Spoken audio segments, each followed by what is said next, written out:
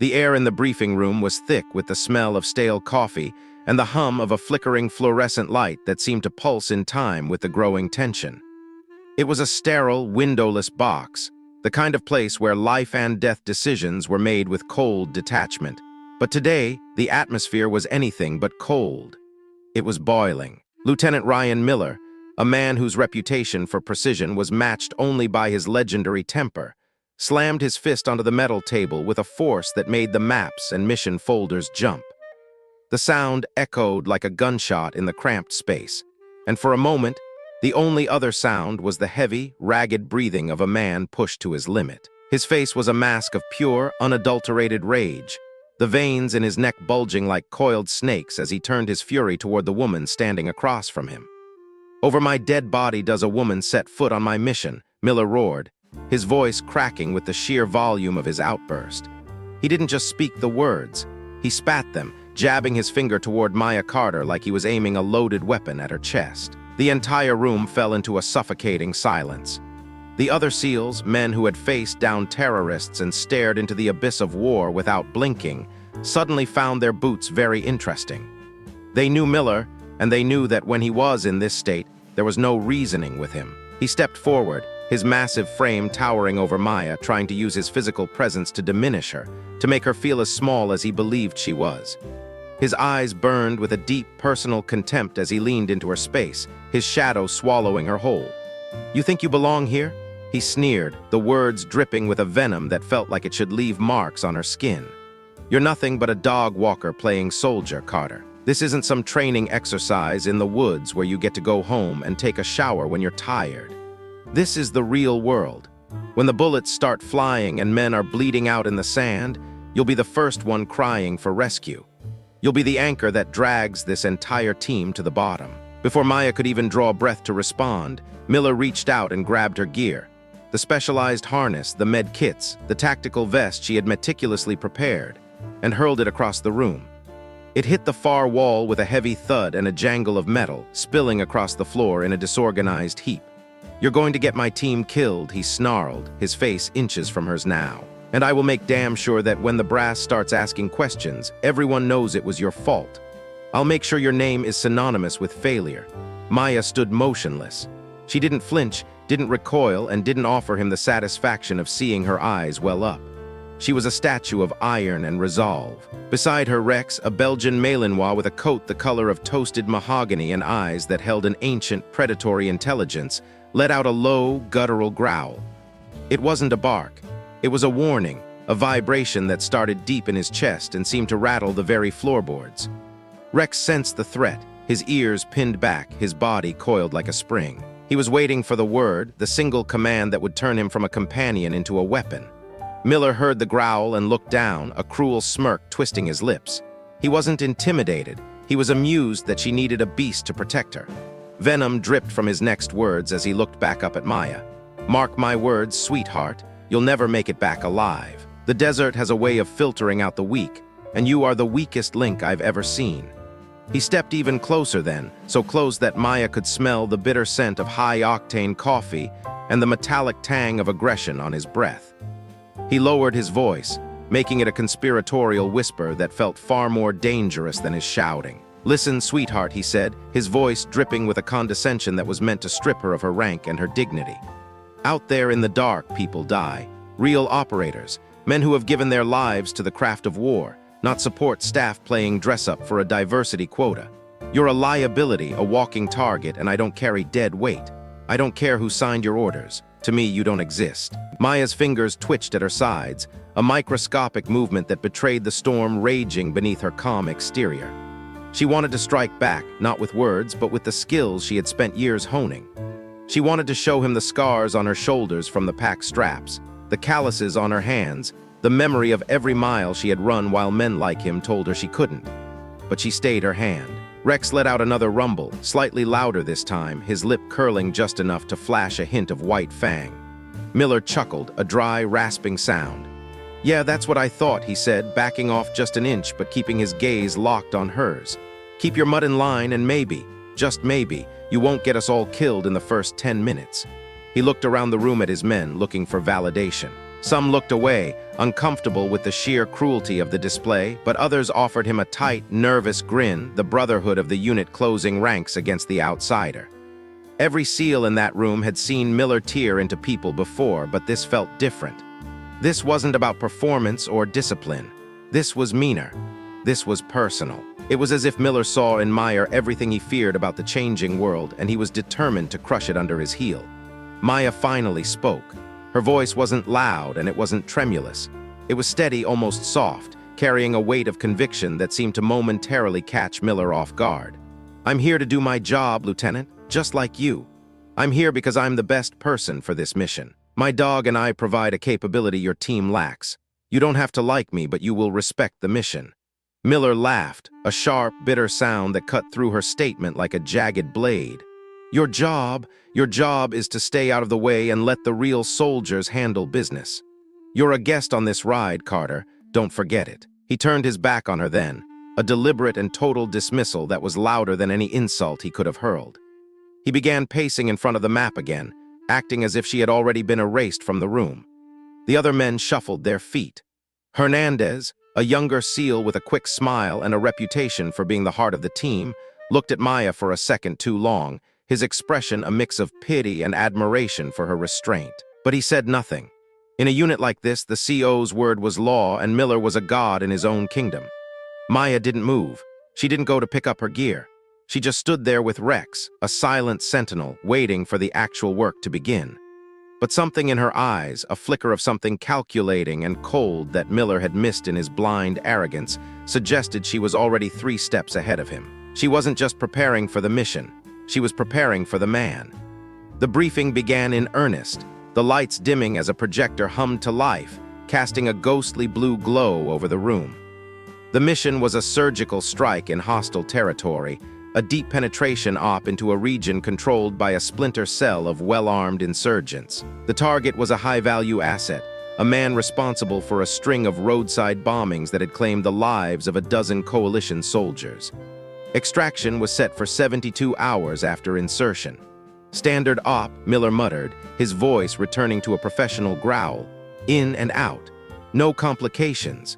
Throughout the entire brief, Miller treated Meyer as if she were furniture. He discussed the terrain, the enemy count, and the extraction points, but he never once looked her way or assigned her a specific role beyond staying in the rear. To him, she was background noise, a minor inconvenience that he would deal with when necessary. When the meeting finally broke and they began to gear up, the atmosphere remained stifled. Maya moved to the corner where her gear lay scattered. She checked her rifle, her magazines, and the harness Rex wore, ensuring every buckle was tight and every piece of equipment was silenced. As she bent over to check Rex's paws, Miller walked by, making a point of accidentally bumping into her shoulder with his heavy frame. The impact nearly knocked her pack off the bench. "Oops," he said, not even bothering to look back as he continued toward the door. "Better tighten that up, sweetheart. Can't have you slowing us down or tripping over your own feet when things get hot." Hernandez, who was checking his sidearm nearby, caught Maya's eye. He gave her a small, almost imperceptible shrug of apology, a silent acknowledgement that Miller was being an ass even by his standards. Maya gave him a single, curt nod. She didn't need his pity, but she noted the gesture. Rex pressed his head against her leg, sensing the lingering spikes of adrenaline and frustration in her system. She ran her hand over his head, her fingers disappearing into his thick fur. It was a grounding ritual, a way to remind herself that out there in the chaos, she had one partner she could trust implicitly. They loaded into the helicopter just before the first light of dawn began to bleed across the horizon. The rotors screamed to life, a deafening, rhythmic thrum that drowned out any hope of conversation. The interior of the bird was cramped, smelling of hydraulic fluid, sweat, and burnt kerosene. Maya sat in the back, tucked into the smallest corner of the bench with Rex curled at her feet.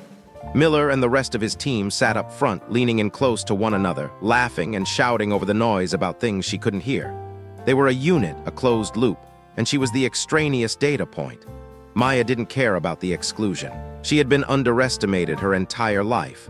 She'd been underestimated by her father, who thought she'd be a teacher, by her instructors, who thought she'd wash out of the K-9 program in the first week, and by every man who believed a woman's place was anywhere but the front line. But Maya had learned a long time ago that the ones who talked the loudest, the ones who performed their masculinity with the most aggression, were usually the ones who broke first when the pressure reached a critical mass. They relied on the image of strength, while she relied on the reality of it. The flight was brutal. The helicopter bucked and swayed as it hit pockets of low-pressure air, the turbulence rattling the metal frame like a tin can being kicked down a mountain. Miller was in his element, shouting orders into his headset, checking his watch, and radiating a sense of absolute command. He looked like the poster boy for special operations, scarred, rugged, and completely in control. Maya stayed quiet, her eyes closed, running through a mental checklist of every possible scenario. Water, med kit, ammunition, Rex's harness, the backup radio, the GPS coordinates. Everything was in place. Everything was ready. When the wheels finally touched the sand, the side doors slid open and the heat hit them like a physical blow. It was a dry, searing heat that sucked the moisture from your throat in a single breath. The desert stretched out in every direction, a vast, undulating sea of beige and ochre, ancient and merciless. It was a place that didn't care about your rank or your training. It was a place that swallowed people whole and never gave them back. Miller was the first one out, jumping into the swirling dust kicked up by the rotors. "Move, move, move," he barked, his voice cutting through the roar of the engines. The team fanned out instantly, weapons up, scanning the shimmering horizon for any sign of movement. Meyer and Rex moved with them, a pair of silent shadows emerging from the dust cloud. Miller glanced back at her once, just long enough to sneer as he adjusted his heavy pack. "Try to keep up," he said, the words barely audible over the fading sound of the departing helicopter. She didn't answer. She didn't need to. She just fell into step, her eyes scanning her sector with a discipline that rivaled any man on the team. They moved through the desert for hours. The sun climbed higher in the sky, turning the world into a blast furnace. Every step was a battle against the soft, shifting sand that threatened to pull them down. Miller set a brutal pace, a deliberate burn intended to test Maya's endurance. He pushed through the heat without stopping for water, driving the team forward with a relentless, punishing rhythm. He was waiting for her to falter, waiting for her to ask for a break so he could turn around and tell her he told her so. But she didn't. Every time Miller looked back, hoping to see her lagging 100 yards behind, there she was. She was always exactly where she was supposed to be in the formation, her stride long and rhythmic, Rex moving beside her as if they were a single organism. The dog didn't pant excessively. He didn't whine. He just worked. It pissed Miller off more than he wanted to admit. He could feel the sweat stinging his own eyes, the weight of his gear beginning to grind into his hips. But the woman he had dismissed as dead weight was holding her own without a word of complaint. By the time they reached the designated target zone, the ruins of an ancient, crumbled village, the sun was beginning to dip toward the horizon, casting long, distorted shadows across the dunes. The team was visibly exhausted, their faces crusted with salt and dust. Miller signaled for them to take a temporary position inside the shell of an old building. Its walls were half collapsed, and the roof was long gone, but it provided a modicum of concealment and a break from the direct wind. Miller gathered his men in the center of the ruins, keeping his back to Meyer as he checked the map. "We wait here until nightfall," he said, his voice husky from the dust.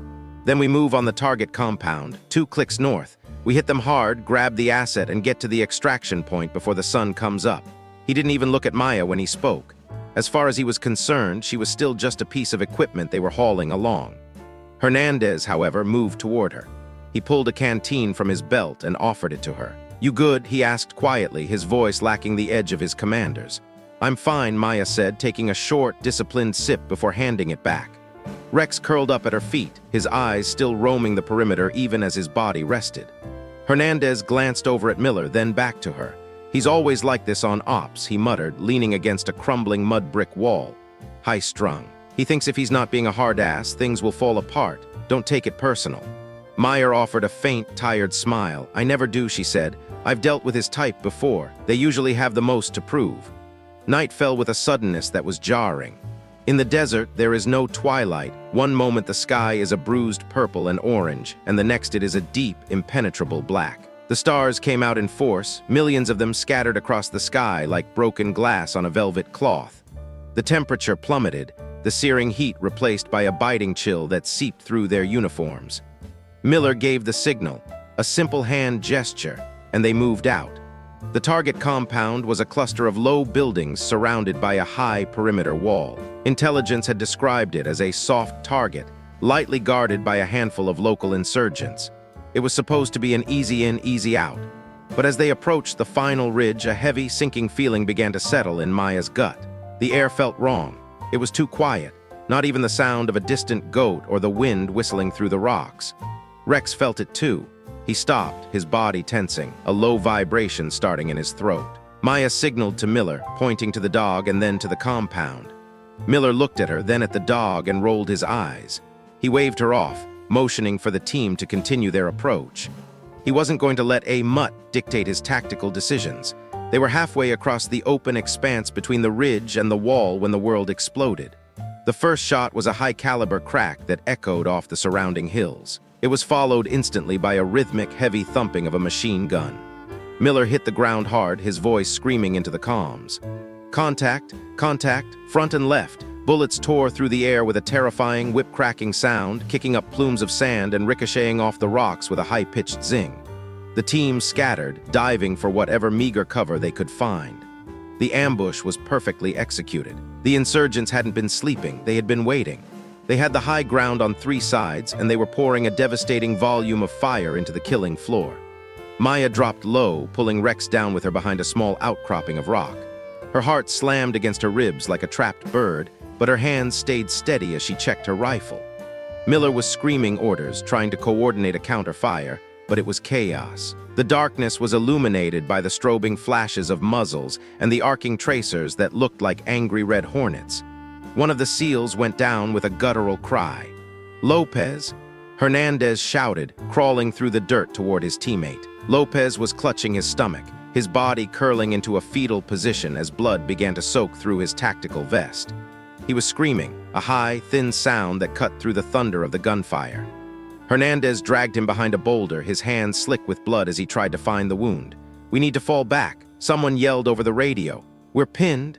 "No," Miller roared, his voice defiant even as the world came apart around him. "We pushed through, we hit the gate, but there was no gate to hit. They were being chewed up in the open." Another SEAL dropped, clutching his leg. Then a massive explosion, a mortar or an RPG, hit the center of their line. The shockwave threw Maya back, her ears ringing with a deafening, high-pitched whistle. When the dust cleared, she saw Miller.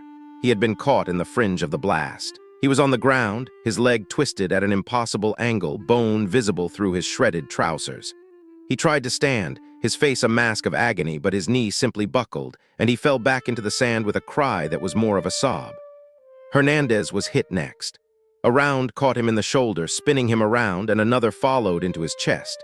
He collapsed beside Lopez, his breathing becoming a wet, rattling gasp. The team's cohesion vanished. They were no longer a unit, they were individuals dying in the dark. The enemy fire reached a crescendo, a wall of lead that seemed to cover every inch of the desert floor. And then, just as suddenly as it had begun, the shooting stopped. The muzzle flashes vanished. The silence that followed was even more terrifying than the noise. The insurgents weren't gone, they were repositioning, or perhaps they were just waiting for the dust to settle so they could come down and finish the job. Maya lifted her head slowly, her ears still ringing. Beside her, Rex was panting hard, his fur covered in dust, but he was alive. He nudged her hand, his tail giving a single nervous thump. She looked toward the center of the clearing. Miller was clutching his leg, his face ghostly white in the starlight. Lopez and Hernandez were motionless, or nearly so. The comms were a mess of static. The radio on Miller's back had been smashed by shrapnel. They were alone. No extraction was coming because no one knew they were in trouble. They were cut off in the heart of enemy territory with no way to call for help. Maya crawled forward, moving on her belly until she reached Miller. He looked up at her, and for the first time, the arrogance was gone. In its place was something she had never thought she'd see in a man like him. It was pure, unadulterated fear. "We're dead," he whispered, his voice cracking. "They're going to come down here and kill us all. We're dead, Carter." Maya stared at him for a long, cold moment. She looked at his shattered leg, then at the bleeding men behind him. She looked at the dark horizon where the enemy was hiding. Then she shook her head. "No," she said, her voice quiet but as hard as flint. "Not yet." She stood up, ignoring the way her muscles screamed in protest, and began to move. She didn't wait for his permission. She didn't ask for his orders. The lieutenant was gone. There was only a wounded man in need of a soldier. Maya dropped to her knees beside him, her hands already moving with a practiced clinical efficiency. She ripped open her med kit, the sound of the Velcro loud in the stillness. Miller's leg was a nightmare. The blast had pulverized the tibia, and dark arterial blood was pooling in the sand, looking black under the moonlight. He grabbed her wrist, his grip surprisingly weak. "Leave me," he gasped, his breath coming in short, shallow bursts. "Take Rex and go. You're the only one who can move fast enough. Just go." Maya didn't even look at him. She yanked her arm free and reached for a tourniquet. "Shut up and let me work," she commanded. "I said leave me." Miller's voice rose to a panicked pitch. "That's an order, Carter. I don't take orders from men who can't stand up." She snapped back, her eyes meeting his with a ferocity that silenced him. She looped the tourniquet around his upper thigh and cranked the windlass down. Miller let out a strangled scream, his back arching off the ground, his fingers clawing at the sand. She didn't flinch. She kept turning until the bleeding slowed to a trickle. Behind her, she heard Lopez gurgling. It was the sound of a man drowning in his own fluids. She crawled over to him, Rex following closely, his ears flat against his head. The gut shot was messy, the entry wound jagged and leaking dark fluid. She packed it with hemostatic gauze, pushing her fingers into the wound to stop the flow. Lopez moaned, his eyes rolling back in his head. He started mumbling about his daughter, a 5-year-old girl whose picture he kept in his helmet. "Stay with me, Lopez," Maya said, her voice firm and grounding. "You're going home to her. You hear me? You are going home. Just keep breathing." Hernandez was in slightly better shape, though better was relative. The chest wound had missed his heart, but had likely punctured a lung. Every breath he took was accompanied by a wet, bubbling sound. Maya patched the entry and exit points with occlusive dressings, trying to stabilize his breathing. The reality of their situation was a crushing weight. 3 men down, no comms, enemy forces likely closing in. They were at least 20 miles from the nearest possible extraction point through some of the most rugged terrain on the planet. The desert was a graveyard, and it was waiting to claim 3 more. Miller was watching her now, his eyes tracking her every movement. He looked at the way she handled the wounds, the way she didn't panic, the way Rex stood guard over them. "You can't carry us all," he said, his voice now a hollow whisper. "It's impossible. You're one woman. You can't carry 3 grown men and a dog 20 miles. "Watch me," she said, her voice devoid of emotion. She stood up and began surveying the area. She needed a way to move them. Carrying 1 man on her back would be a feat of superhuman strength. Carrying 3 was a mathematical impossibility. She looked at the wreckage of the mission. There were pieces of twisted metal from the RPG hit, torn nylon from packs and sturdy paracord.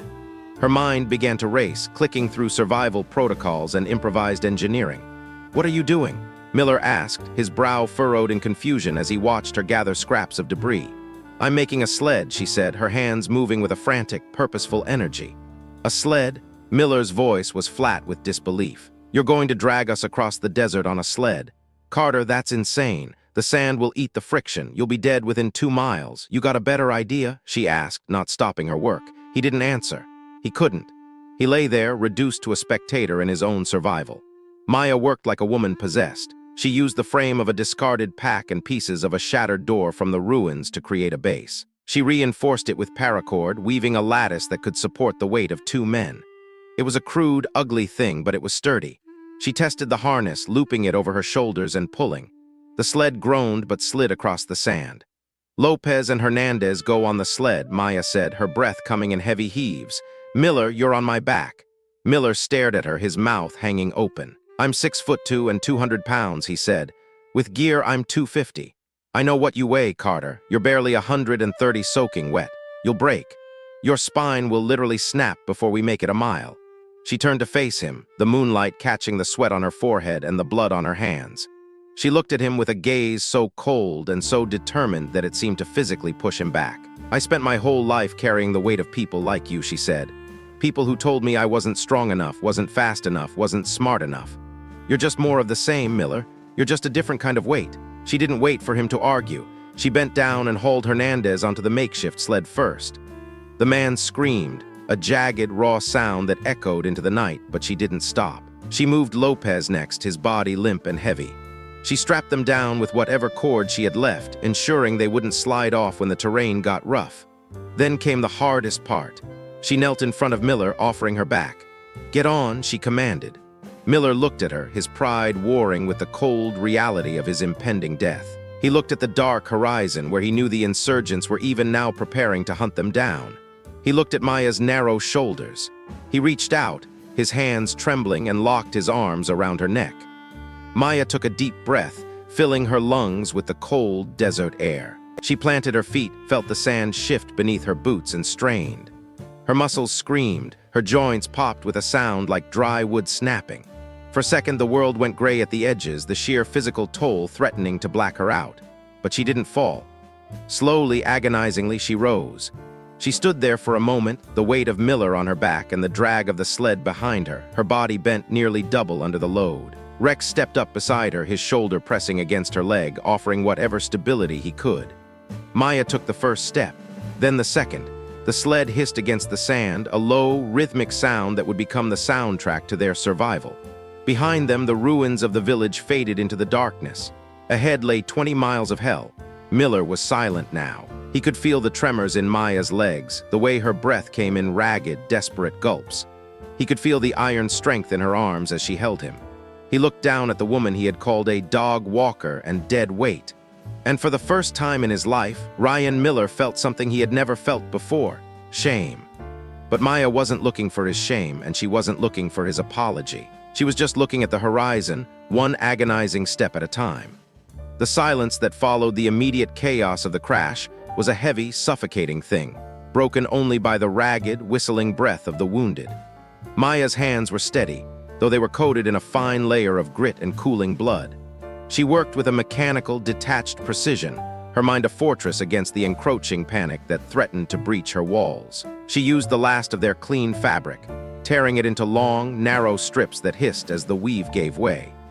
She secured the bandages around Lopez and Hernandez, making sure the knots were tight enough to stem the flow, but not so tight they'd kill what little circulation remained.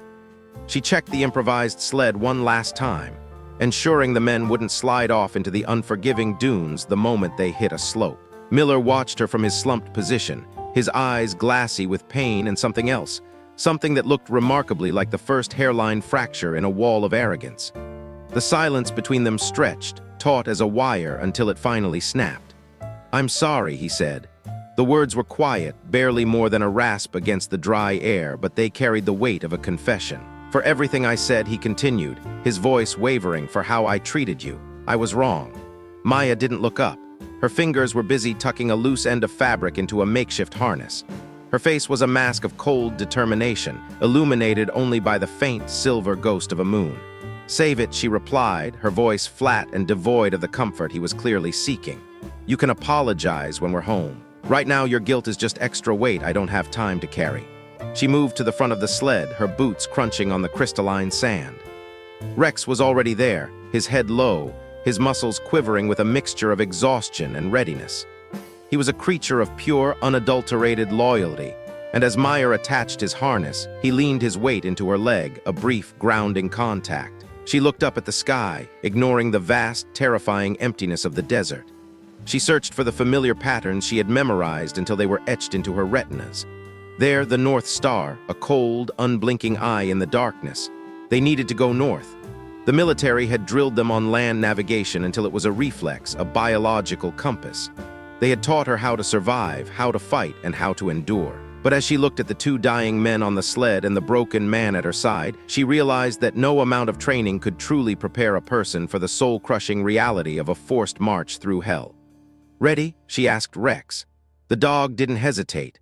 He barked once, a sharp, metallic sound that echoed off the distant rock formations. It was a signal, a declaration. Maya turned to Miller and braced herself. She helped him onto her back, his dead weight crashing down on her shoulders like a falling mountain. Her knees buckled, the joints popping with a sickening sound, and for a terrifying heartbeat, she thought she would go down. She locked her legs, her muscles screaming in immediate protest, and forced the air into her lungs. Pain, sharp and electric, shot through her spine, radiating outward to her fingertips. "Jesus," Miller muttered, his breath hot and sour against her ear. "This is never going to work, Maya. Look at us. We're ghosts already." "Then die quiet," she snapped, the words coming through gritted teeth. She took the first step. It was the hardest thing she had ever done. The sand shifted beneath her boots, offering no purchase, threatening to pull her down into the earth. The sled groaned behind them, the friction of the runners against the sand creating a low, grinding hum that vibrated in her very bones.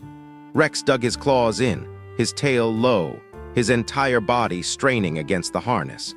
The first hour was a descent into a special kind of purgatory. Every step was a calculated battle against gravity and exhaustion. The physical toll was immediate and total. Her calves felt as though they were being shredded by dull blades, and the straps of Miller's weight dug into her shoulders, cutting off the circulation to her arms. Behind her, the sled was a leaden anchor. She could hear the rhythmic, wet thud of the men's bodies shifting with every bump in the terrain. The desert was a landscape of shadows, a place where the mind began to play tricks. Every rock looked like a crouching enemy, every shift of the wind sounded like a whispered threat. Miller's voice became a constant, agonizing background noise. "Put me down," he kept saying.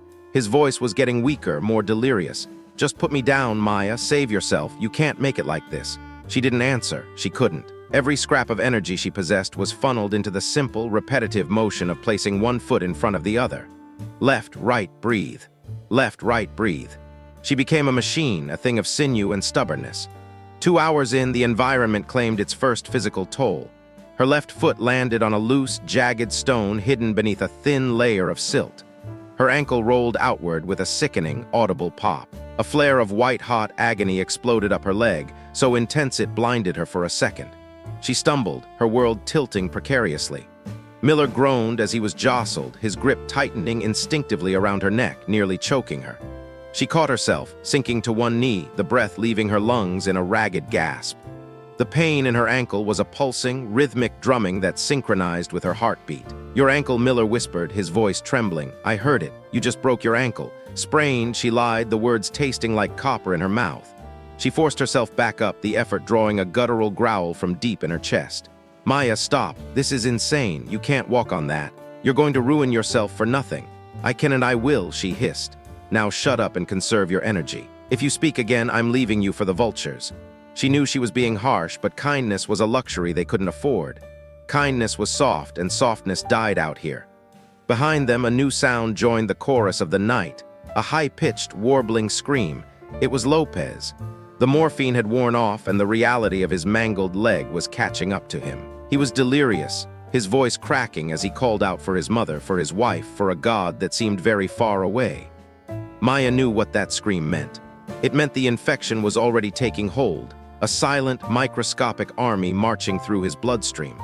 Without antibiotics, without a sterile environment and a surgeon's hand, he was a dead man walking, or rather, a dead man being dragged. He had maybe 24 hours before his heart gave out under the strain of the sepsis.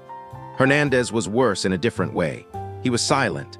His breathing had turned wet and thick, a rhythmic rattling that sounded like a bucket of stones being shaken. It was the sound of a lung filling with fluid, the slow, internal drowning of a man who couldn't even fight for air. He might not even make it to the sunrise. Maya's vision began to blur, the stars dancing and swirling in the sky. Sweat poured down her face, stinging her eyes, mixing with the salt of tears she didn't even realize she was shedding. She wiped her face on her shoulder, but the movement only caused more pain. Rex whimpered. It was a low, mournful sound. Maya looked down and saw the dark stains on the sand where his paws had touched. He was bleeding. The rough, volcanic rock and the abrasive sand were shearing the pads of his feet away, layer by layer. But he didn't stop. He didn't slow down. He just leaned further into the harness, his breathing a frantic, rhythmic huffing. "Good boy," she whispered, the words catching in her throat. "Such a good boy, Rex, just a little further." But the little further was a lie that stretched out for miles. 3 hours turned into 4. The night, which had started as a cool reprieve from the heat, turned into a biting, predatory cold. The temperature plummeted, the desert floor radiating what little warmth it had left into the black void above. Miller began to shiver against her back, violent, spasmodic tremors that told her he was sliding into shock. "Miller," she said sharply, her voice a whip intended to snap him back to reality. "Stay with me. Talk to me. Don't you dare close your eyes." "About what?" His voice was a fading ember, barely audible over the wind. "Anything. Tell me why you hated me so much. Tell me why you spent 3 years trying to break me." The question seemed to hang in the air, freezing in the midnight chill. Miller was quiet for a long, long time. Maya thought he might have finally drifted off, but then he spoke, his voice clearer than it had been all night. "I didn't hate you," he finally said. "I hated that you made me feel inadequate." "What?" She stumbled over a drift, her bad ankle screaming, but she kept moving. "You were better than me," Miller said, the admission sounding like it was being pulled out of him with pliers. "At the drills, the tests, the tactical simulations, you scored higher on everything. And the worst part, you didn't brag about it. You didn't rub it in anyone's face. You just quietly excelled day after day while the rest of us were sweating and posturing. It made me feel small, Maya. It made me feel like an imposter." He coughed, a wet, painful sound that ended in a groan. "So I made you smaller," he continued. "At least I tried to. I thought if I could cut you down, if I could find your breaking point, I'd feel like the superior soldier again. I'm a coward. A pathetic, insecure coward who would rather destroy a teammate than admit he isn't the best." Maya felt a strange, cold clarity. All those months of harassment, the extra shifts, the public belittling, it hadn't been about her at all. It had been about the shadow she cast. "You're not dying tonight, Miller," she said, her voice firmer now. "So save the deathbed confessions for someone who cares. You're going to live, and you're going to have to look me in the eye every day and remember that you owe me your life. That's your punishment." "I might be dying," he whispered. "We all might be. This place. It doesn't care about your scores or your pride. No, we aren't dying. How can you be so sure?" "Because I promised," she said. "I promised we'd all go home, and I don't break my word." "Who did you promise?" Maya didn't answer immediately. Her mind drifted back, away from the sand and the blood, to a small, dusty house on the edge of a different desert. She thought of her father, a man of iron and silence, who had looked at her enlistment papers and told her she'd never make it. He told her she was too soft, too much like her mother, too weak to handle the crushing weight of the machine. She thought of every instructor who had smirked when she walked into the room, every teammate who had whispered behind her back, every person who had looked at the woman in the unit and saw a liability instead of a peer. "I promised everyone who said I couldn't," she whispered to the wind. Dawn didn't arrive with beauty. It came with a brutal, indifferent glare. The sun rose like an executioner, casting long, distorted shadows across the dunes before turning the world into an oven. Within an hour, the cool grace of the night was a distant memory. Maya's skin began to blister, the moisture being sucked out of her body by the arid air. Her lips cracked and bled, the copper taste of blood becoming her only nourishment. The water situation was dire. She had one canteen left, and she knew it wouldn't last the day. When they stopped for a brief 5-minute rest in the sliver of shade provided by a rock outcropping, she forced herself to be disciplined. She gave a few precious ounces to Lopez, who was now drifting in and out of a feverish coma. She gave some to Hernandez, whose breathing had stabilized into a shallow, terrifying rhythm. Then she poured a small amount into her palm for Rex. The dog lapped at it greedily, his tongue dry and rough. Miller watched her, his eyes tracking the canteen. He didn't ask for any, but his throat moved in a visible, painful swallow. Maya held the canteen to his lips and let him take a small sip. "You need it more," he croaked when she pulled it away. "You're the one doing the work. I need you alive more than I need to be comfortable," she shot back. "If you die, I'm carrying a corpse, and corpses don't talk back." By midday, the heat was a physical weight, pressing down on them with a vengeful intensity. The air shimmered, creating false lakes of blue on the horizon that mocked their thirst. Maya's mind began to slip. She found herself counting her steps again, but the numbers lost their meaning. She was just a body in motion, a soul tethered to a mission. Suddenly, Rex froze. His ears pointed forward, his hackles rising despite his exhaustion. He let out a low, vibrating growl. Maya stopped, her heart hammering against her ribs. She listened. In the distance, the faint, rhythmic thrum of engines broke the silence of the waste. Enemy patrol. Panic tried to claw its way up her throat, but she suppressed it. She looked around desperately. There was a dried-up wadi, a shallow, ancient riverbed, about 50 yards to their left. It was filled with scrub brush and jagged rocks, offering the only concealment for miles. "Move," she hissed to Rex. She dragged the sled with a burst of adrenaline-fueled strength she didn't know she had left. She practically threw Miller into the gully and then hauled the sled in after him, covering the men with a dusty, tan-colored tarp they had scavenged from the crash. She pulled Rex down beside her and pressed her hand over his snout, her own breath coming in ragged, silent gulps.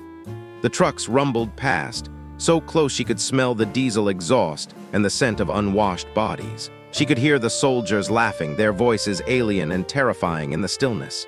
They were less than 50 yards away. If one of them looked left, if Rex barked, if Lopez screamed, it was over. Miller's hand found hers in the dirt. He squeezed it, his fingers trembling.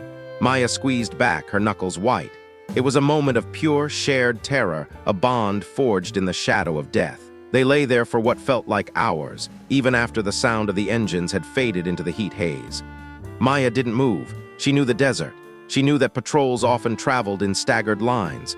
She waited 20 minutes, then 30, her eyes scanning the horizon until they burned. Patience. In the military, they taught you that patience was the difference between a successful extraction and a body bag. When she finally gave the signal to move, the sun had passed its zenith. The afternoon was a slow, agonizing crawl. Lopez had stopped screaming, which in many ways was worse. He just lay on the sled, his eyes open but unseeing, his lips moving in silent, rhythmic prayers in Spanish. He was retreating into himself, preparing for the end. Hernandez had gone completely silent. Maya checked his pulse every few minutes, her fingers trembling as she sought the faint, thready beat in his wrist. It was still there, but it was getting harder to find. It was like trying to hear a heartbeat through a wall of static. Maya's own body was failing. Her fractured ankle had swollen to twice its normal size, the skin stretched tight and turning an ugly, mottled purple. Every step was a fresh baptism in agony, the sensation of bone grinding against bone, sending sparks of fire through her nervous system. She had lost feeling in her hands hours ago. The skin on her palms had been torn away by the sled's ropes, leaving a raw, bloody mess that the sand had turned into a gritty paste. Rex was limping heavily now, his front right leg barely touching the ground. He was pulling with his chest and his hind legs, his head bowed, his spirit the only thing keeping him upright. "You're going to kill yourself," Miller said quietly. His voice was clearer now, the fear of the patrol having sharpened his senses. "Both of you, you and the dog, you're going to drop dead in the middle of this wasteland and no one will ever find you." "Maybe," she said, her voice a ghost of itself. "That's not a plan, Maya. That's suicide. You could leave them, you could carry me or just yourself. You'd make it. You'd be home in 2 days. It's loyalty," she said, stopping to catch her breath. "Something you wouldn't understand. You spent your career looking for reasons to discard people. I'm looking for reasons to keep them. That shut him up for a long time." Night fell again, bringing with it the return of the freezing wind. They had covered maybe 12 miles in 24 hours. In any other context, it would have been a feat of endurance. Out here, it was a death sentence. At this pace, the water would run out before they were even halfway to the border, and the men on the sled wouldn't last another 12 hours. Maya sat down for the first time since the morning, her legs simply giving out. She collapsed into the sand, her breath coming in heavy, jagged sobs. She wasn't crying because of the pain. She was crying because she could feel the end approaching. Not her end, their end. She crawled over to the sled to check on the men. Lopez's pulse was almost non-existent, a flutter of a bird's wing against her thumb. And then she moved to Hernandez. She reached for his neck. Nothing. She tried his wrist. Nothing. She leaned her ear against his chest, praying for the sound of the stone-filled bucket. Silence. "No," she whispered. "No, no, no." She didn't think. She didn't calculate. She just moved. She ripped open Hernandez's shirt and began CPR. 1, 2, 3, 4. She pressed down on his chest with everything she had left, her cracked ribs screaming in protest. Rex watched, whining softly, his tail tucked between his legs. Miller dragged himself off her back, his broken body trailing through the sand as he moved to help. "Come on, Hernandez," Miller shouted, his voice cracking. "Don't you dare quit on us. Not after all this." Maya leaned down and breathed into the man's mouth, the taste of blood and grit filling her throat. She went back to the compressions. 30 compressions, 2 breaths. 30 compressions, 2 breaths. Her arms felt like they were made of lead. Her vision was tunneling, the world shrinking down to the small patch of Hernandez's chest and the rhythmic thud of her own heart. She was exhausted, she was broken, she was dying, but she refused to let him go. "Hernandez," Miller was crying now, the tears leaving clean tracks through the dust on his face. "Please, man, just breathe." Maya kept going. She lost count. She was just a pulse, a mechanical force of will. She pressed until she felt a rib crack under her palms, but she didn't stop. And then, just as she was about to collapse, Hernandez gasped. It was a violent, convulsive sound, like a man breaking the surface of a dark ocean.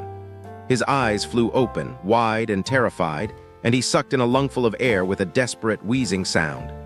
Maya collapsed beside him, her forehead resting in the sand, sobbing with a relief so profound it felt like a physical weight being lifted. Miller pressed his forehead against Hernandez's shoulder, his whole body shaking with silent sobs. "Thought I lost you, brother," Miller whispered. Hernandez smiled weakly, his eyes unfocused. "Can't. Get rid of me?" "That easy, sir." Maya let herself have 30 seconds. She gave herself 30 seconds to be human, to feel the terror and the grief and the sheer, overwhelming impossibility of their situation.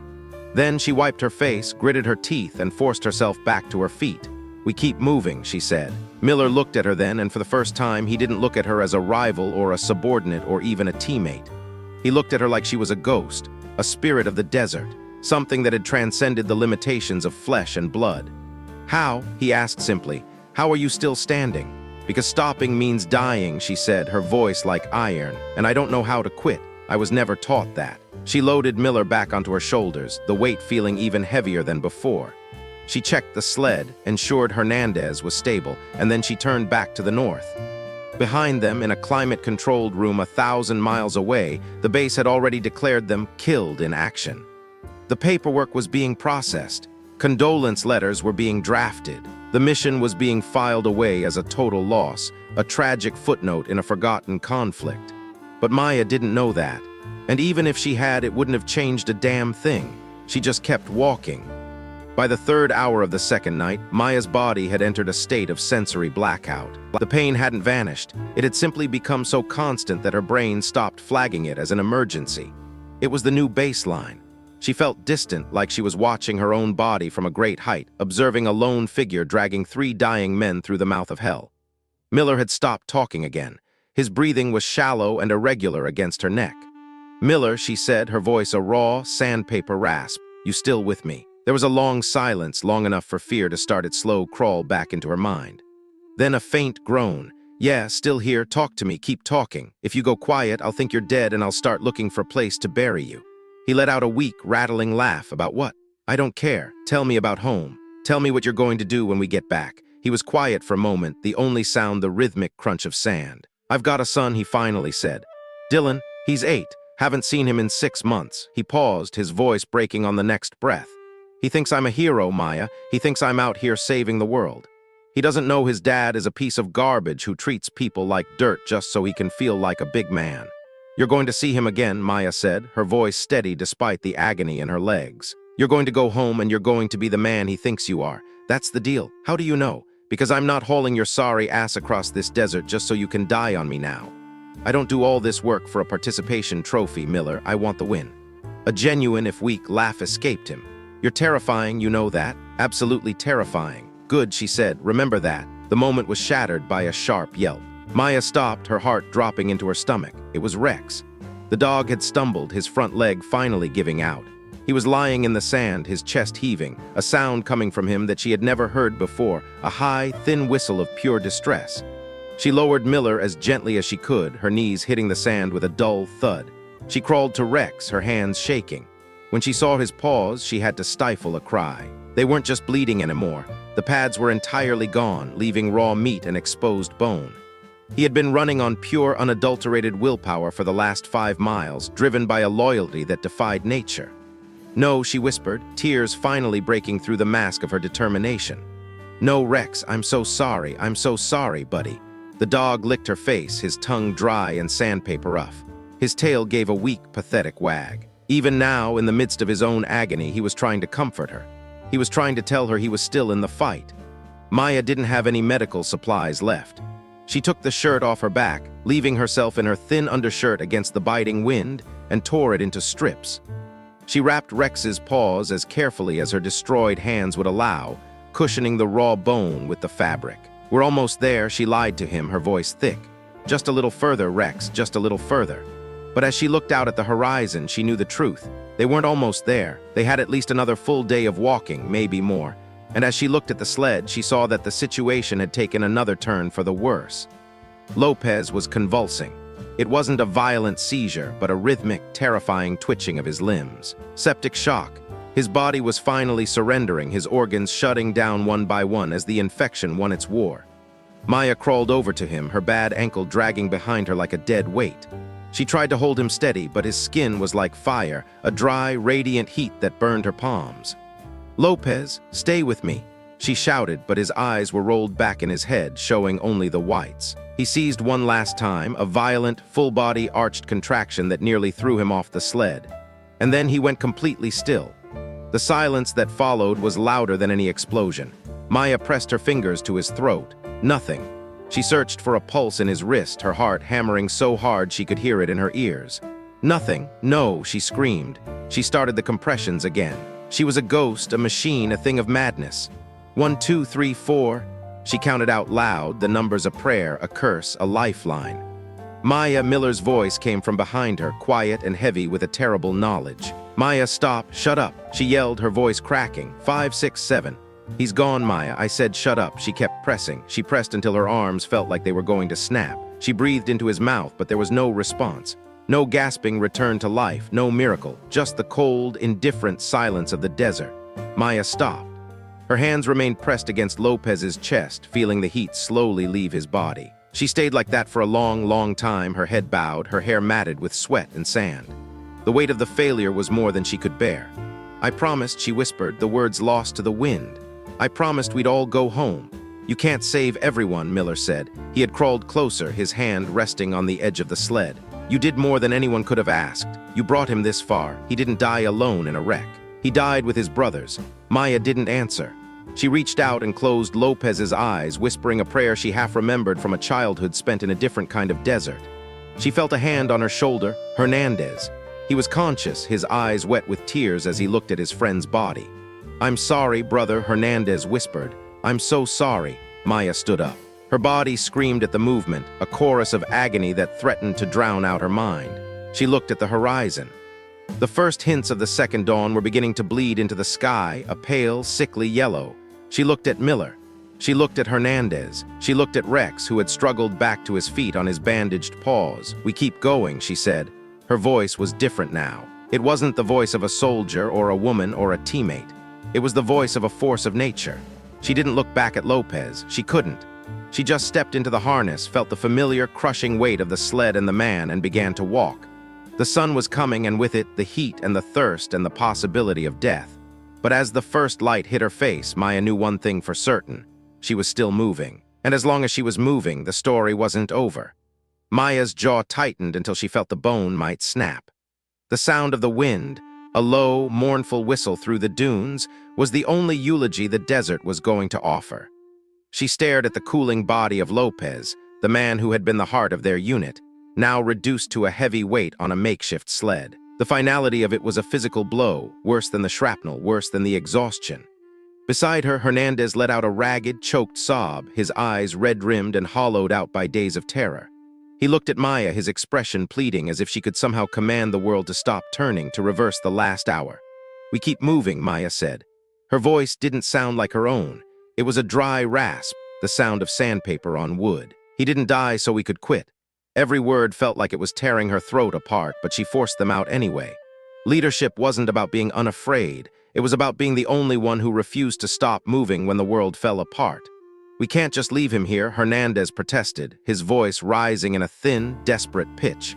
He's our brother, Maya. We can't leave him for the scavengers. He reached out a trembling hand toward the sled, his fingers hovering over the canvas shroud they'd used to cover Lopez. The heat was already shimmering off the sand, a reminder that the desert was a hungry thing, indifferent to their grief. We're not leaving him, Maya said, her tone softening just a fraction. She knelt down, the movement sending a white-hot spike of agony through her shattered ankle. She ignored it, burying the pain deep in the place where she kept all her other failures. She started untying the knots she had tied only hours before, her fingers clumsy and numb. Every movement was a struggle against the gravity of the planet. Everything hurt.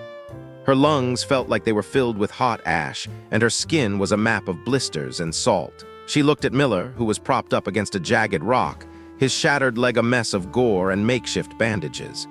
He looked like a ghost of the man who had bullied her at base, his arrogance stripped away to reveal the raw, terrified human underneath. He didn't say a word, but he reached out, his hand steadying the sled as Maya worked. We give him to the desert with respect, Maya whispered, more to herself than to the others. And then we survive in his honor.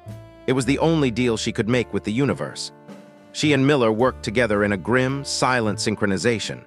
Despite his leg, Miller used his upper body strength to help her lay Lopez out properly in a shallow depression beneath the shadow of a sun-bleached ridge. They didn't have much, just the sand and the silence, but they moved with a reverence that made the act feel holy. Miller reached into his pocket and pulled out his knife. He worked for a moment, then pressed a pair of cold, metallic dog tags into Maya's hand. They were still warm from the sun. For his family, he said, his voice thick. She nodded, unable to find the words, and tucked them into her pocket. They clinked against her own tags, a hollow sound that seemed to echo in the vast emptiness. In that moment, she felt the weight of them like lead. They started moving again. The math of their survival had changed, and the numbers were getting smaller. 2 men now instead of 3. A lighter load in theory, but as Maya stepped back into the harness of the sled that carried Hernandez, she felt heavier than ever. The weight of Lopez wasn't on the sled anymore, but it was in her chest, a constant crushing pressure that made it hard to draw a full breath. Rex pulled beside her. The German shepherd was a shadow of his former self. He was limping badly, his paws shredded by the obsidian-sharp rocks of the high desert, but he refused to stop. Every time Maya looked at him, he met her gaze with an intensity that kept her upright. If he could keep walking, she could. They were a pair of broken things, held together by nothing but sheer, stubborn will. Miller was back on her shoulders now. His grip was weaker than it had been an hour ago, his head drooping against her neck. The heat was a physical weight, pressing down on them, trying to flatten them into the sand. They walked for miles in a silence broken only by the rhythmic scuff of boots and the labored breathing of the dying. "I don't understand you," Miller said after a long time. His voice was a mere phantom of sound, drifting into her ear. "Most people would have left us hours ago, days ago, would have saved themselves. They would have seen the odds and realized it was a lost cause. Why are you still carrying me, Maya?" "I'm not most people," she replied. It wasn't a boast, it was a statement of fact. She didn't know how to be anyone else, she didn't know how to let go. "No, you're really not," Miller murmured. He paused, his breath hitching in a way that worried her. "Why'd you become a K9 handler? You could have been anything. Infantry, rangers. Why dogs? Why put yourself through this for a creature that can't even tell you thank you?" Maya's throat tightened, and for a moment the desert blurred before her eyes. It wasn't just the dehydration. "My brother," she said finally. The words felt heavy like stones she was finally dropping. "He was Army, 10th Mountain. He was killed in action when I was 17. A roadside IED in a valley I can't even pronounce." She swallowed hard, her mouth feeling like it was full of needles. "His K9 sergeant survived the blast. He came home to us. He was a Belgian Malinois named Bear. He was retired after the incident, too much trauma to go back. When he arrived at our doorstep, he looked just like Rex does now. Broken, lost." She took a step, then another, the rhythm of the walk becoming a kind of mantra. "That dog was the only thing that understood what we lost," she whispered. "My parents, they tried to be strong, but they were hollowed out. But Bear, he grieved with us. He'd sit by my brother's old bed for hours, just staring at the door. He protected us. When he died 2 years later, I knew what I wanted to do. I wanted to honor them both. I wanted to be the person on the other end of that leash, the one who brings the partner home, or at least stays until the end." Miller was quiet for a long time. The only sound was the wind and the grit of sand under Maya's boots. "Your brother would be proud of you," he said softly. "Would he?" "I just lost Lopez," Maya said, the bitterness leaking into her voice. "I promised I'd get everyone out. I failed him. You gave him 48 more hours than he would have had if you hadn't stayed," Miller countered. "You gave him a chance to die with his friends instead of alone in a ditch. That's more than most people get in war, Maya. You gave him his dignity. Doesn't feel like enough," she said. "It never does," Miller replied. Dawn broke again on the 3rd day, a cruel, beautiful explosion of pink and gold that signaled another 12 hours of torture. The sun was an enemy now, a predator that tracked them from above. Maya's vision kept tunneling, black spots dancing at the edges like swarms of insects. Her body was eating itself from the inside out, burning through muscle and fat to keep her heart beating. She felt thin, brittle, like a piece of parchment that might crumble if the wind blew too hard. Then Rex went down. It wasn't a slow stumble. He just collapsed beside her, falling like his strings had been cut. His body hit the sand with a soft thud that sounded to Maya like a mountain falling. "Rex." She screamed, but it came out as a pathetic croak. She dropped the harness, ignoring Miller's cry of pain as he slid from her shoulders. She crawled on her hands and knees to her dog, her fingers digging into the scorching sand. He was panting with a terrifying, rapid rhythm, his tongue lolling out of his mouth, his eyes glazed and unfocused. Heat stroke. She knew the signs, had trained for them 1,000 times, but she had no tools to fight it. She had no water left, not a drop. Her canteens were dry, and the last of the emergency rations had been gone since yesterday. She tore off more of her shirt, her hands shaking, and used the fabric to shield his head from the relentless sun. He looked up at her with those trusting, brown eyes, eyes that had watched her through every dark night and every terrifying fire flight, and something in Maya's chest cracked clean open. "You've done so good, buddy," she whispered, cradling his heavy head in her lap. Her tears felt like acid on her sun-scorched cheeks. So good. You can rest now, Rex. You've carried enough. I've got it from here. I promise." Rex whined, a low, guttural sound of frustration. He tried to stand, his muscles twitching, but his legs wouldn't hold him. He was a warrior who had finally reached his limit, a soul that had given everything until there was nothing left to give. Maya, Miller called weakly. His voice was thin, urgent. "Enemy patrol, 9 o'clock. Maya looked up, squinting against the glare. Her heart, already hammered by grief, skipped a beat. 3 vehicles, half a mile out, were cutting a path through the dunes, heading directly toward them. The dust clouds they kicked up were like signals of doom. They'd been spotted. There was no doubt about it. Her mind raced, but it was like an engine trying to turn over with no fuel. They were completely exposed. The ridge they had been following had leveled out into a flat, salt-crusted plain. There was nowhere to hide, no cover to dive behind. They had no weapons left. They had ditched the heavy rifles miles back to reduce weight, keeping only their sidearms until the ammunition ran dry. Now they were just 4 broken souls waiting for the end. She looked at Rex, who was still trying to lift his head. She looked at Miller, who was reaching for a rock with a grim, hopeless determination. She looked at Hernandez, barely breathing on the sled, his face the color of ash. This was it. The end of the line. Then Rex forced himself up. It was impossible. It defied every law of biology and physics. Somehow the dog found a reserve of strength hidden deep in his marrow. He stood on his shredded, bleeding paws and positioned himself between Maya and the approaching vehicles. His hackles raised, a low growl rumbling deep in his chest, a sound so primal and fierce it seemed to vibrate the very air. "No," Maya said, reaching for his collar. "Rex, down, boy, you're going to get yourself killed." He didn't listen. For the first time in their partnership, he ignored a direct command. He took one limping step forward, then another, putting himself in the line of fire. He was a shield. He was a sentinel. He was the last line of defense for the woman who had saved him. The vehicles were getting closer now. Maya could hear the roar of the engines, the metallic clatter of the suspensions. She could hear voices shouting in a language she didn't understand, harsh and jagged against the silence of the desert. "Maya, we have to run," Miller said, though they both knew he couldn't even stand. "Leave me. Take Hernandez and run. Maybe you can find a crevice, a hole." "I'm not leaving anyone else," Maya snapped. She stood up, every muscle in her body screaming in protest. Her ankle felt like it was being ground in a mortar and pestle, but she forced herself to stand tall. "Then we're all dead," Miller said, a strange, calm acceptance in his voice. "Maybe," Maya said, "but we're going down fighting." She reached down and picked up a rock. It was a jagged piece of limestone, no bigger than her fist. That's all she had. No grenades, no 5.56 rounds, just a piece of the earth she was about to die on. Miller laughed, a jagged sound somewhere between admiration and insanity. "You're going to fight an armed patrol with a rock, Maya? Really?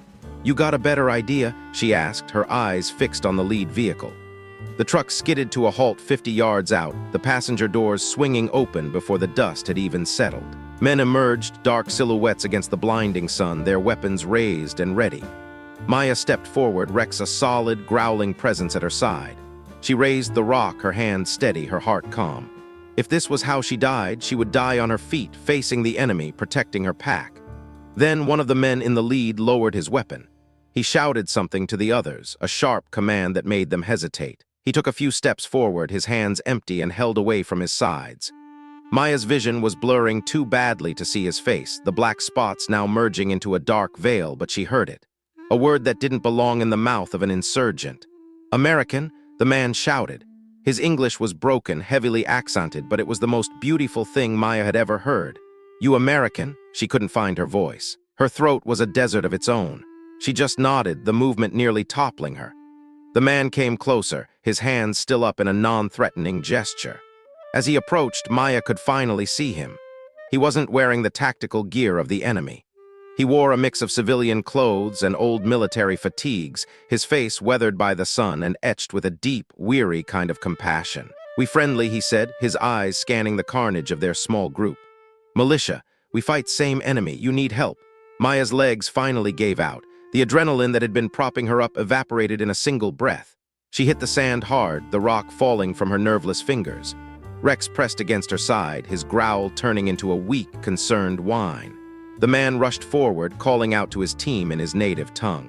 "Get water, medical kit. Radio the base, tell them we found survivors. 3 of us," Maya managed to whisper as the man knelt beside her. "There were 4. We lost Lopez. He's back there." "At the ridge, you brave," the man said, pressing a canteen to her parched lips. "Very brave. You walk how far? I don't know," she gasped, the water feeling like liquid life as it hit her tongue. 20 miles, maybe more. The man's eyes widened as he looked back at the horizon they had crossed. 20 miles, with wounded, in this heat. He shook his head in disbelief, a look of profound respect crossing his face. "You are warrior, a true warrior." She wanted to argue. She wanted to tell him she was just a girl who loved her dog and didn't want to see her friends die. She wanted to say she was just doing her job. But the world was spinning now, the darkness finally winning its battle for her consciousness. "My men," she said, her voice fading. "Help my men first. We help everyone," the man promised, his hand steadying her head. "You rest now, sister. You are safe, my dog. Rex, he needs. We take care of dog, I promise you. He is a hero, too." Maya's eyes closed. She tried to fight it, tried to stay awake until she saw Miller and Hernandez being loaded into the trucks, but her body had hit its absolute limit. The last thing she felt was the rough texture of Rex's nose against her hand, a final reassurance that they were still together. And then, there was nothing. She woke up 12 hours later in a makeshift field hospital. The transition from the blinding white of the desert to the dim, antiseptic-smelling tent was jarring. Pain hit her immediately, a dull, throbbing roar that seemed to emanate from every cell in her body. Her hands were wrapped in thick white bandages. Her ankle was encased in a rigid splint, and Roman 4 lines were taped to both of her arms, pumping fluids back into her depleted system. A nurse appeared, a young woman with efficient movements and a kind, tired face. "You're awake," she said softly. "Don't try to move. You've lost a lot of fluids and your body is in shock." "My team," Maya croaked. The word felt like it was made of glass. "Where are they?" "Stable," the nurse said, checking the monitors beside the bed. "Miller and Hernandez are both in surgery." Miller's leg was a mess and Hernandez had internal shearing from the blast, but they're alive. "The doctors say they'll make it. You got them here just in time. Any longer and the dehydration would have taken them." Relief flooded through Maya so intensely it felt like she was drowning. She turned her head away and started to cry, silent, racking sobs that shook her thin frame. She had done it. She had kept her promise. "And Rex?" Maya asked, her voice trembling. The nurse smiled, a genuine, warm expression. "Recovering in the veterinary bay next door. The vet says he's got some severe dehydration and his paws are in bad shape, but he's eating. He's a tough dog you've got there. Maybe the toughest I've seen." "The toughest," Maya whispered, a ghost of a smile touching her lips. "The militia radioed your base," the nurse continued. "They verified your identities. There's an extraction team en route now. You'll be home by tomorrow. Home." The word felt foreign, impossible. It belonged to a different life, a different Maya. This Maya was made of sand and scars and the memory of a grave in the dunes. "There was another man," Maya said, her voice catching. "Lopez, we had to leave him. We have the coordinates. Can you?" "The recovery team is already on their way to the coordinates you provided," the nurse assured her. "They'll bring him home, too. No one gets left behind." Maya nodded, fresh tears spilling over her cheeks. The nurse left her alone then, sensing she needed the silence. Maya lay there staring at the canvas ceiling of the tent, feeling the strange sensation of being alive when she had been so certain she was dead. She had lost Lopez. She would carry that wound for the rest of her life. She had nearly lost everyone else. She had looked into the abyss and refused to blink. The door to her partitioned area creaked open. Miller hobbled in on crutches, his leg wrapped in a heavy, pristine white cast. He looked terrible, pale, thin, and bruised, but he was standing. He was alive. "Hey," he said quietly. "Hey," Maya replied. He made his way to her bedside, moving with a slow, pained deliberation. He lowered himself carefully into a chair, his crutches clattering against the metal frame of the bed.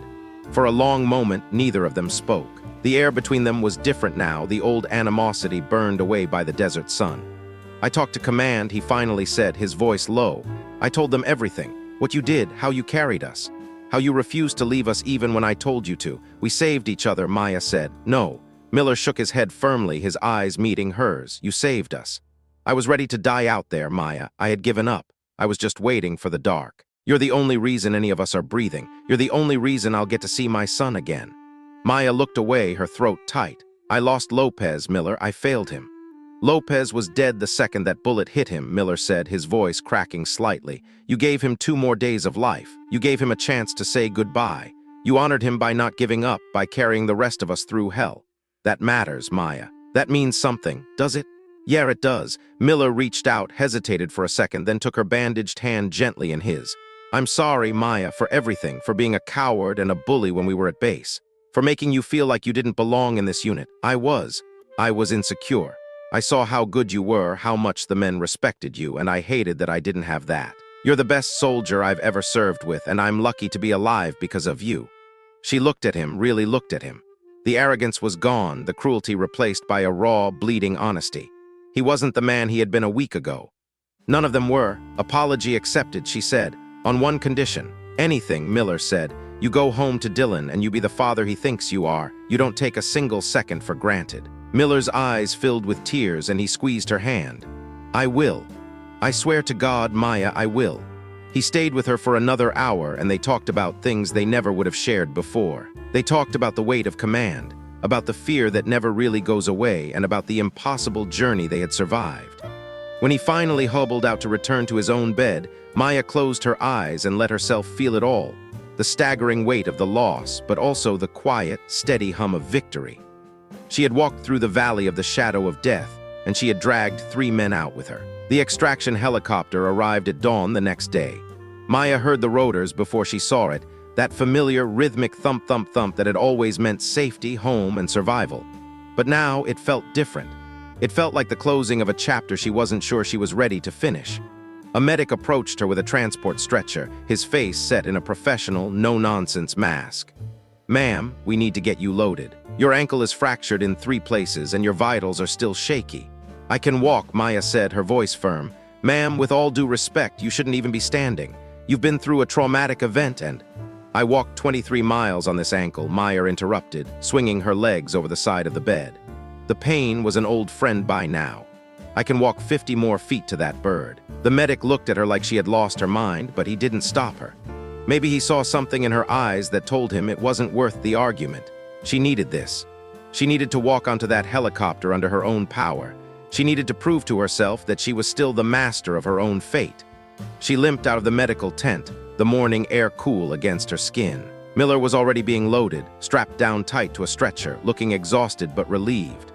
Hernandez was beside him, still unconscious but stable, his breathing deep and regular. And then she saw Rex. He was lying in a specially rigged carrier, his paws wrapped in clean, soft bandages. He had enrollment 4 running into his front leg, but when he saw Maya, his head shot up. His tail gave a weak, thumping beat against the metal of the carrier. Maya ignored the medic's protests and limped over to him. She knelt down, the pain in her ankle a dull roar, and pressed her forehead against his. His fur smelled like antiseptic and desert dust. We did it, buddy, she whispered. We're going home. Rex licked her cheek, his tongue sandpaper rough and warm, and Maya finally lost it. She broke down, sobbing right there on the tarmac. All the fear, all the grief for Lopez, and all the sheer, overwhelming exhaustion of the last 3 days pouring out of her. She cried for the girl she used to be and the woman she had become in the silence of the dunes. Miller reached out from his stretcher and grabbed her hand, his grip solid and grounding. He didn't say a word. He just held on as the rotors spun up, the sound drowning out everything else. The flight back to the main base took 2 hours. Maya spent most of it staring out the window, watching the vast, unforgiving expanse of the desert scroll past below them. Somewhere down there, in the middle of all that emptiness, Lopez was waiting for the recovery team. She touched the dog tags in her pocket, the cold metal a reminder of the price of their survival. You okay? Miller asked over the roar of the engines. No, Maya said. Yeah, me neither, he replied. When the base finally came into view, Maya's stomach clenched. She didn't know what to expect. She imagined a quiet arrival, a quick debrief in a windowless room, more medical treatment, and then being tucked away into a barracks to be forgotten. Just another mission gone wrong in a long line of them. She couldn't have been more wrong. As the helicopter touched down and the heavy side doors slid open, Maya squinted against the light. She saw them first as a blur of tan and green, then as individual faces. Hundreds of people. Soldiers were lined up in perfect formation, rows upon rows of them stretching across the tarmac. Officers stood at attention, their silver and gold insignia glinting in the sun. The entire base was there, and they were standing in a silence so profound it was more powerful than any shout. "What is this?" Maya whispered, her heart hammering against her ribs. The pilot turned back, his expression solemn. "Ma'am, the whole base knows what you did. Command tried to keep the details under wraps until the debrief, but word like that, it doesn't stay quiet. They know you carried them. They know about the walk." "I'm not a hero," Maya said, her voice small. The pilot looked at her, his eyes full of a strange, fierce pride. "Ma'am, with all due respect, yes you are. They helped her out of the helicopter first." Her boots hit the tarmac, and for a second she wavered, the world tilting on its axis. But then a voice boomed across the flight line, a command that cut through the wind like a blade. "Attention. Every single person on the tarmac, from the highest-ranking colonel to the newest private, snapped to attention." Hundreds of soldiers, a sea of uniforms, all focused on the limping, bandaged woman and her dog. It was a salute not just to her survival, but to the impossible strength she had shown. Maya froze, her breath catching in her throat. She looked at Rex, who was being carried out behind her, his head held high despite his injuries. She looked at the faces of the men and women watching her, and she realized they weren't looking at a failure. They were looking at the very best of what they all hoped to be. As she began the long, painful walk toward the medical transport, the silence was finally broken. Not by cheers, but by the rhythmic, steady clapping of gloved hands, a thunderous sound that followed her all the way home. She had left the desert behind, but she was bringing the fire with her, a light that would never truly go out. This wasn't how it was supposed to go. In the quietest corners of her mind, Maya had imagined a dozen different endings to this nightmare, most of them involving a shallow grave in the shifting dunes or a silent, lonely expiration under a canopy of stars she no longer recognized. She was just a canine handler, a piece of support staff, the girl the elite teams mostly ignored until they needed a nose to find a hidden IED or a pair of jaws to clear a dark corner. She was the one they dismissed with a polite nod and a quick glance away, the invisible thread in the tapestry of the mission. But as the ramp of the transport plane lowered and the thick, humid air of the base rushed in to meet her, the world shifted on its axis. The silence of the tarmac was the first thing that struck her. It was heavy, expectant, and surreal. Then, like a single raindrop hitting a still pond, someone started to clap. It was just one person at first, a mechanic in grease-stained coveralls standing near the hangar. Then another joined in, and then another. Within seconds, the applause built like thunder echoing across the wide expanse of the concrete, a rhythmic, deafening roar that vibrated in Maya's very bones. She stood there, squinting against the harsh midday sun, bandaged, broken, and completely overwhelmed. Her uniform was a tattered mess of salt-crusted sweat and dried blood, and her body felt like it was held together by nothing more than sheer, stubborn will. Colonel Richards stepped forward from the crowd, his face a mask of gravity that barely concealed the turmoil beneath. He was the base commander, the man whose signature had authorized their ill-fated mission, the man who had been forced to declare them all dead 48 hours ago when the signals went dark and the desert swallowed them whole. He looked older than he had a week ago, the lines around his eyes etched deeper by the weight of the casualty reports he'd already begun to draft. "Sergeant Carter," he said, his voice projecting across the sudden hush that fell as he reached her. It was a commander's voice, but it lacked its usual sharp edge. "On behalf of the United States military and every person on this base, welcome home." Maya tried to bring her hand up to her brow, a reflexive attempt at a salute that her body simply couldn't execute. Her fingers were a map of raw skin and black stitches, her muscles locking up in a painful protest. Richards saw the effort and immediately waved it off, his hand resting briefly in the air between them as if he wanted to reach out but didn't dare break the protocol of the moment. "We thought we lost you," he said quietly, leaning in so the words were for her ears alone. "All of you. We'd already notified the families, started the paperwork for the posthumous honors, and then the radio crackled. We heard a ghost talking back to us, telling us you were still breathing. You did the impossible, Sergeant. You brought them back from the dead." Maya swallowed hard, the lump in her throat feeling like a jagged stone. "I did my job, sir," she managed to whisper, her voice raspy from days of screaming over the wind and whispering into the dark. "You did more than that," Richards replied, his eyes shining with a rare, unchecked emotion. "You brought our boys home. You gave us back something we'd already surrendered." Behind her, the ground crew was carefully unloading Miller and Hernandez. They moved with a slow, practiced grace, their faces set in grim determination as they navigated the stretchers down the ramp. The colonel walked over to the men, touching each man's shoulder with a gesture that looked less like a military formality and more like a secular blessing, a touch of reverence for men who had walked through the fire and returned. "Get them to medical," Richards ordered, his voice regaining its command. "I want the best care we have. I want specialists flown in if they have to be. Whatever they need, they get it. No budget, no bureaucracy, just save them." The crowd watched in a sort of hallowed silence as the stretchers were loaded into the waiting ambulances. But the silence didn't last. Rex was the last to be unloaded. When the soldiers gathered around the tarmac saw the canine, battered, his ribs showing through his matted fur, his hind leg heavily bandaged but his head held high, the applause started again. This time it wasn't just a polite recognition. It was a roar. It was a primal sound of triumph that seemed to shake the very hangars.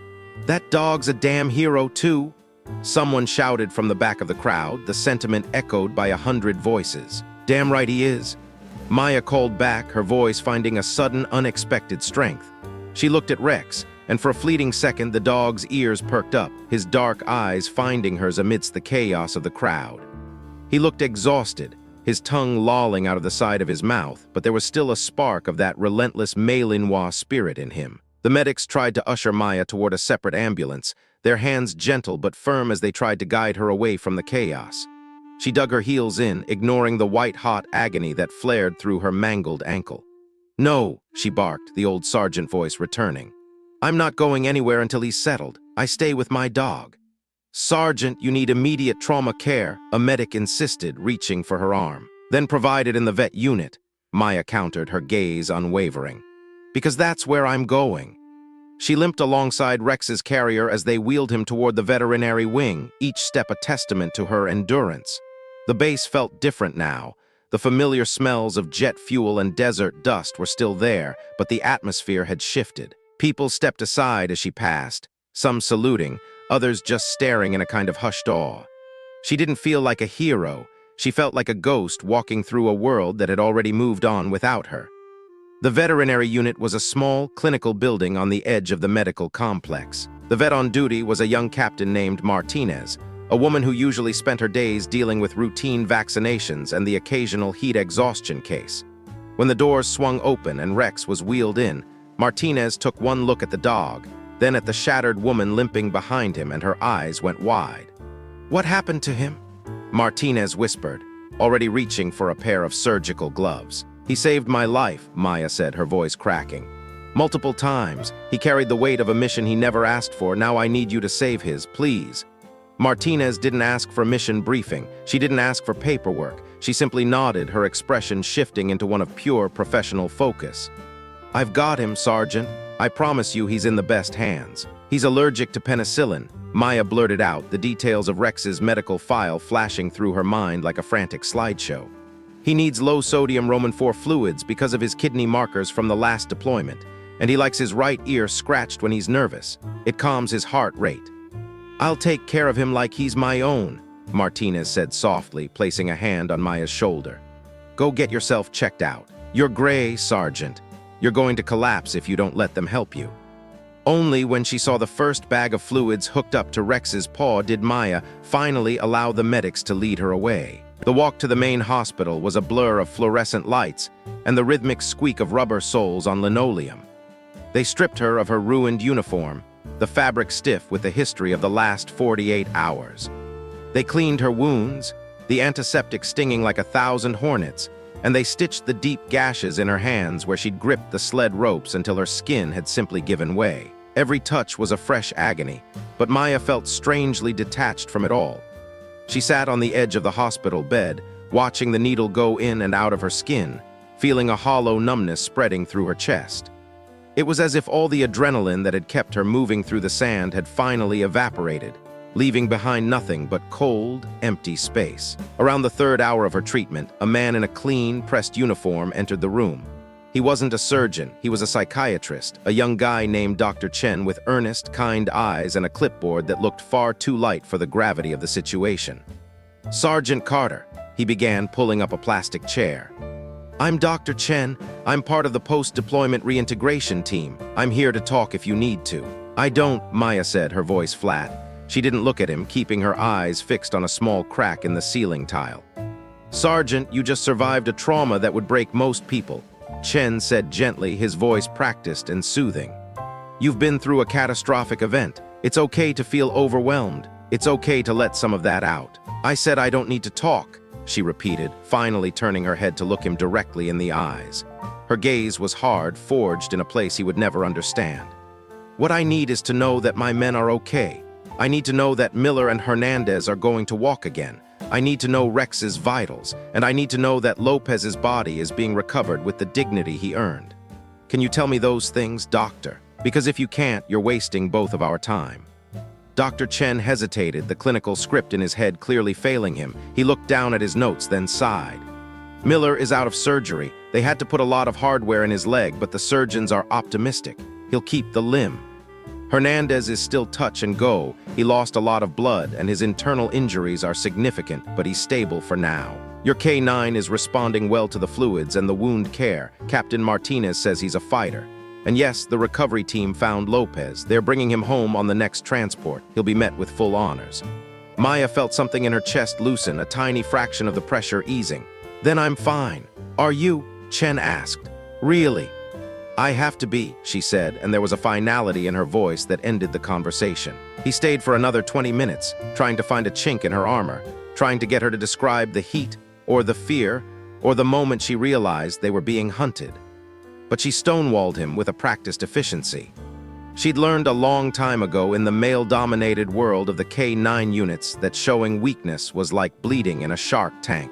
It just invited people to tear you apart. She'd been shot at, hunted, and nearly baked alive in the desert sun. She wasn't about to let a man with a clipboard tell her how to feel about it.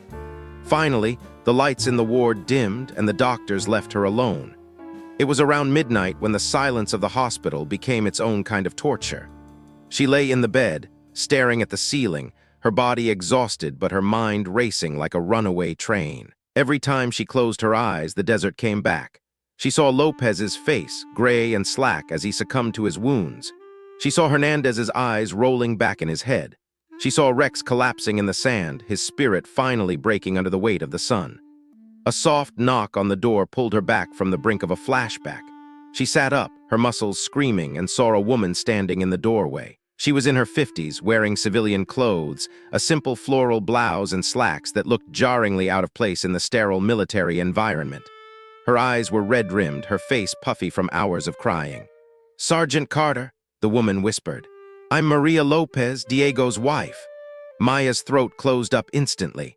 A wave of guilt, cold and suffocating, washed over her. She tried to sit up to find some way to offer a formal apology, but her body refused to cooperate. No, please don't get up." Maria rushed over, her hands shaking as she gently pressed Maya back down into the pillows. She pulled up a chair, her movements jerky and uncertain. "I needed to see you. I've been waiting in the hall for hours, just hoping for a minute of your time. I needed to thank you." "I couldn't save him, Maria," Maya choked out, the tears she'd been holding back finally starting to burn. "I tried. I promise you I tried, but I couldn't." "You gave him 2 more days," Maria's voice broke, a sob escaping her as she reached out to take Maya's hand. "Lieutenant Miller told me everything. He told me how you carried them all, how you refused to leave them when the helicopters couldn't find you. He told me how you stayed with Diego until the very end, how you talked to him, how you held him so he wouldn't be alone in that place." She squeezed Maya's bandaged fingers, her grip surprisingly strong. "You didn't leave him in the desert like trash. You didn't let the sand take him. You treated my husband with dignity and honor even when you were dying yourself. You tried to bring him home. That means everything to me. Everything." Maya was crying openly now, the big, ugly sobs of someone who had carried the world on her shoulders for too long. "I'm so sorry. I promised him I'd bring everyone home, and I failed. I failed him, and I failed you." "You didn't fail," Maria said, her voice taking on a fierce maternal quality. "You did something no one else could have done. You're the reason my daughter still has her Uncle Miller and her Uncle Hernandez in her life. You're the reason they're going to be around to tell her stories about her father's bravery. You saved the men who can keep his memory alive." She leaned forward, her face inches from Maya's. "You're a hero, Maya Carter. My family will never forget what you did. Sophia, our daughter, she's going to grow up knowing your name. She's going to know that when the world was dark and her father was falling, A woman and her dog stayed by his side until the light came back. Maria stayed for another hour, and for the first time, Maya didn't stonewall. She listened as Maria told stories about Diego, not the soldier, but the man. She talked about how he loved to cook but was terrible at it, how he'd spent 3 months' salary on a playhouse for Sophia's 3rd birthday, and how he'd always wanted to own a small ranch in Colorado when he retired. Maya memorized every detail, filing them away so that Lopez wouldn't just be a name on a casualty list or a body on a sled. He would be a person. He would be a father. He would be a husband. He would be someone who mattered. When Maria finally left, the room felt different. The air was less heavy, the silence less threatening. Maya felt lighter, as if a layer of the desert's leaden weight had been stripped away. She was still broken, yes, but for the first time she felt less alone in the wreckage. The next morning, the doctors discharged her to quarters with a thick stack of prescriptions and strict orders to rest. Naturally, she ignored every word of it. She didn't head for the barracks. She went straight to the veterinary unit, her gait a slow, hitching limp that made the passing soldiers pause. Rex was awake when she arrived. He was lying on a thick, cushioned orthopedic bed in a quiet corner of the ward. When he saw her, his tail began to thump rhythmically against the floor. A soft, muffled sound that was the most beautiful thing Maya had ever heard. She didn't care about the sterile environment or the shocked look on the young technician's face. She simply collapsed onto the floor beside him, burying her face in the thick, dusty fur of his neck. "Good boy," she whispered, her voice thick with emotion. "Such a good boy, Rex. We made it. We're home." Rex let out a long, contented sigh, leaning his weight into her. He smelled like antiseptic and dog shampoo now, but beneath that, there was still the faint, lingering scent of the sun-baked earth they'd left behind. Captain Martinez smiled from the doorway, leaning against the frame with a cup of coffee in her hand. "He's going to make a full recovery, Sergeant. It'll take a few months of physical therapy, and he might have a bit of a hitch in his giddy-up when he runs, but he'll be back to normal. He's got the heart of a lion. Can I stay with him?" Meyer asked, not looking up from Rex. "Regulations say the handlers should be in the barracks for recovery," Martinez said, pausing for a long moment as she watched the bond between the two survivors. She finally nodded. "But regulations also say I'm the ranking officer in this clinic. I'll bring you a cot and some real food. Just don't tell the colonel." Maya spent the next 3 days in that quiet corner of the vet unit. She slept on a narrow cot beside Rex's bed, her hand often resting on his flank so she could feel the steady rise and fall of his breathing. It was the only thing that kept the nightmares at bay. Slowly, the physical world began to mend. The swelling in her ankle went down, and the stitches in her hands began to itch as the skin knit itself back together. People came to visit. It started as a trickle and turned into a steady stream. Soldiers she'd never met, infantrymen, pilots, logistics clerks, brought flowers, cards, and quiet stories of how her survival had moved them. They spoke of the inspiration they'd found in the story of the K-9 handler who wouldn't quit. It was overwhelming and deeply uncomfortable for a woman who had spent her career trying to be invisible, but it was also deeply humbling.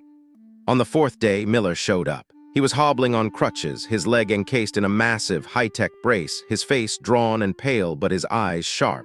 He looked at Maya and Rex, and for a moment, neither of them spoke. The bond between them was forged in a furnace they didn't need to describe.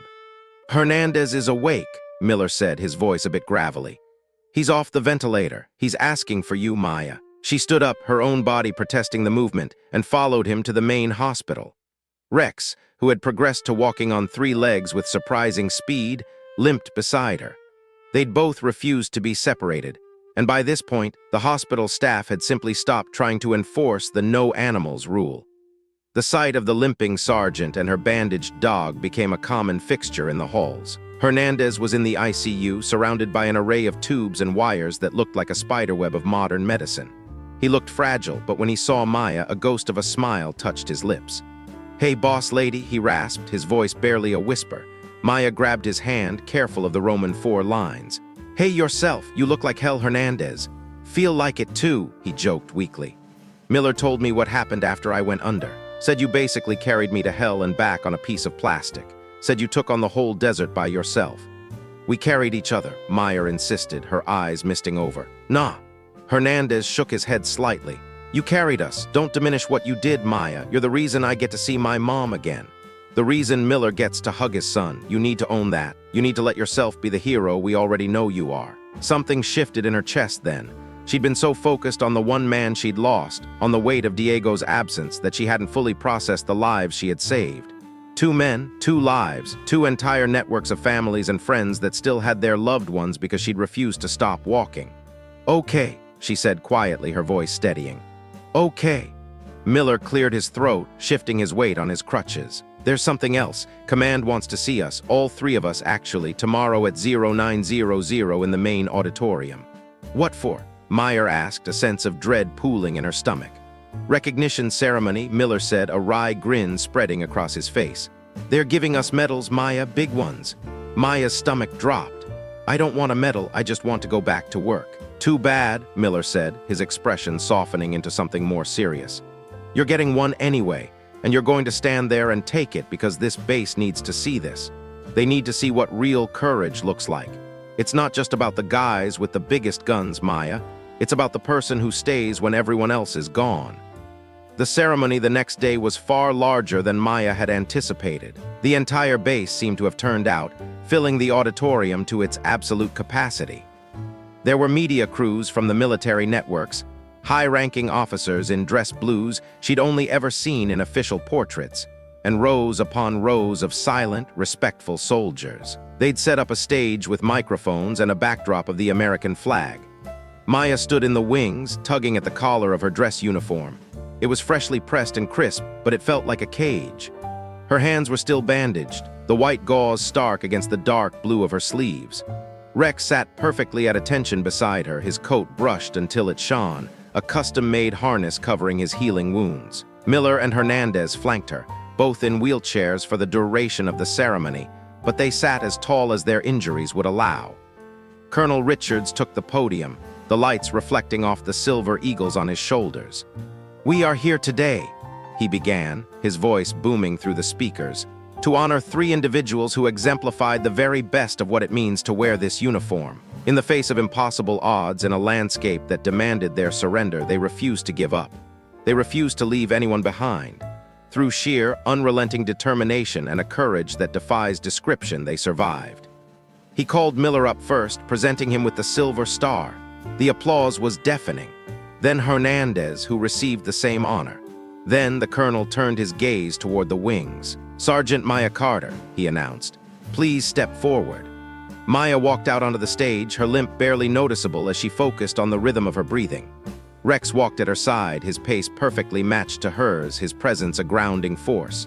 For extraordinary heroism in combat, Richards read from the citation, his voice filled with a genuine, unbridled pride. For carrying wounded teammates 23 miles through hostile territory. For providing life-saving medical care under direct fire. For leadership and courage that saved the lives of 2 fellow soldiers and preserved the honor of a fallen comrade. I hereby award you the Distinguished Service Cross." The crowd erupted. It wasn't just applause. It was a standing ovation that seemed to go on forever. Maya stood frozen as Richards pinned the medal to her chest, the second highest military honor the nation could bestow. The weight of the medal felt unfamiliar and heavy against her heart. "You're a credit to this uniform, Sergeant," Richards said quietly, leaning in as he shook her hand. "And you're an inspiration to every person in this room, including me." Maya wanted to argue. She wanted to say that she'd just done what anyone would have done, that she was just a handler who got lucky. But as she looked out at the sea of faces, at the young privates with wide eyes, at the seasoned NCOs nodding in respect, and at Maria Lopez sitting in the front row with a small girl in her lap, she realized something. Maybe she had done something extraordinary. Maybe the just a handler she used to be was gone, replaced by something stronger, something that had been forged in the heat of the desert. "Thank you, sir," she said, her voice clear and steady, reaching every corner of the room. The ceremony ended, but the day was far from over. As the crowd began to disperse into the afternoon sun, a young private approached her. He looked barely 18, his uniform a little too big for his frame, his hands shaking as he snapped a sharp salute. "Ma'am, Sergeant Carter, ma'am, can I ask you something?" Maya returned the salute, her bandaged hand steady. "Of course, Private. How did you keep going?" he asked, his voice cracking slightly. "When everything was falling apart, when you were alone and you thought you were going to die, how did you not just quit? How did you find the strength to keep pulling that sled?" Maya looked at him, really looked at him, and saw a reflection of her younger self, the girl who had joined the K-9 program because she wanted to prove she was more than what people expected. "I didn't keep going for me," she said, the truth of it finally settling into her bones. "I kept going because they needed me to. When you stop thinking about your own pain and start thinking about the people who need you to survive, quitting stops being an option. You realize that your life isn't just yours anymore, it belongs to the people standing next to you." The private nodded, blinking back tears as he processed her words. "Thank you, ma'am. I'll remember that." He walked away, and Maya felt the weight of her new reality. She wasn't just a survivor anymore. She had become a symbol, a living testament to the idea that the smallest person in the room could carry the heaviest load. It was a terrifying responsibility, but as Rex leaned against her leg, she realized she wouldn't have to carry it alone. Miller wheeled himself over, Hernandez right behind him. "You handled that well," Miller said, gesturing toward the dispersing crowd. "I don't know what I'm doing," Maya admitted, a small, tired smile playing on her lips. "I think we're all just faking it until it feels real." "Welcome to the club," Hernandez laughed, though he winced slightly at the effort. He gestured toward the administrative building nearby. "There's one more person who wants to see you inside, a private meeting." Maya's stomach twisted with a brief flash of anxiety. "Who? Not another psychiatrist, I hope." "No," Miller said softly. "You'll see." She followed them into the building, Rex's claws clicking on the polished floors. They led her to a private conference room near the commander's office. When the door opened, the room was quiet and bathed in the soft glow of the afternoon sun. A little girl, no more than 4 years old, was sitting at the large oak table, drawing with a box of crayons. She had Diego's dark, expressive eyes and his stubborn chin. When the door opened, she looked up, her face lighting up with a pure, radiant joy. "Aunt Maya!" she cried out, launching herself across the room with the uninhibited energy of a child. Maya knelt down, her injuries forgotten, and caught the little girl in her arms. Sophia buried her face in Maya's neck, her small hands gripping the fabric of the dress uniform. "My mommy said you're the one who brought my daddy's spirit home," Sophia whispered into her ear. "She said you're the bravest girl in the whole world." Maya squeezed her eyes shut, the tears finally falling without shame. She held the little girl tight, feeling the heartbeat of the future she had fought so hard to protect. Behind her, Rex sat down, resting his head on Sophia's shoulder, his tail thumping softly against the carpet. In that quiet room, surrounded by the echoes of the men she'd saved and the family of the man she'd lost, Maya Carter finally understood. The mission hadn't ended when she stepped off the plane. It hadn't ended with the medal or the applause. It ended here, in the arms of a child who would grow up knowing that even in the darkest desert, no one is ever truly left behind. She had brought them home, all of them, and for the first time in a long time, Maya felt like she was finally home, too. The sterile smell of the military hospital, a pungent mix of industrial floor cleaner and sharp antiseptic, usually acted as a barrier for Maya, a way to keep the chaos of the outside world at bay.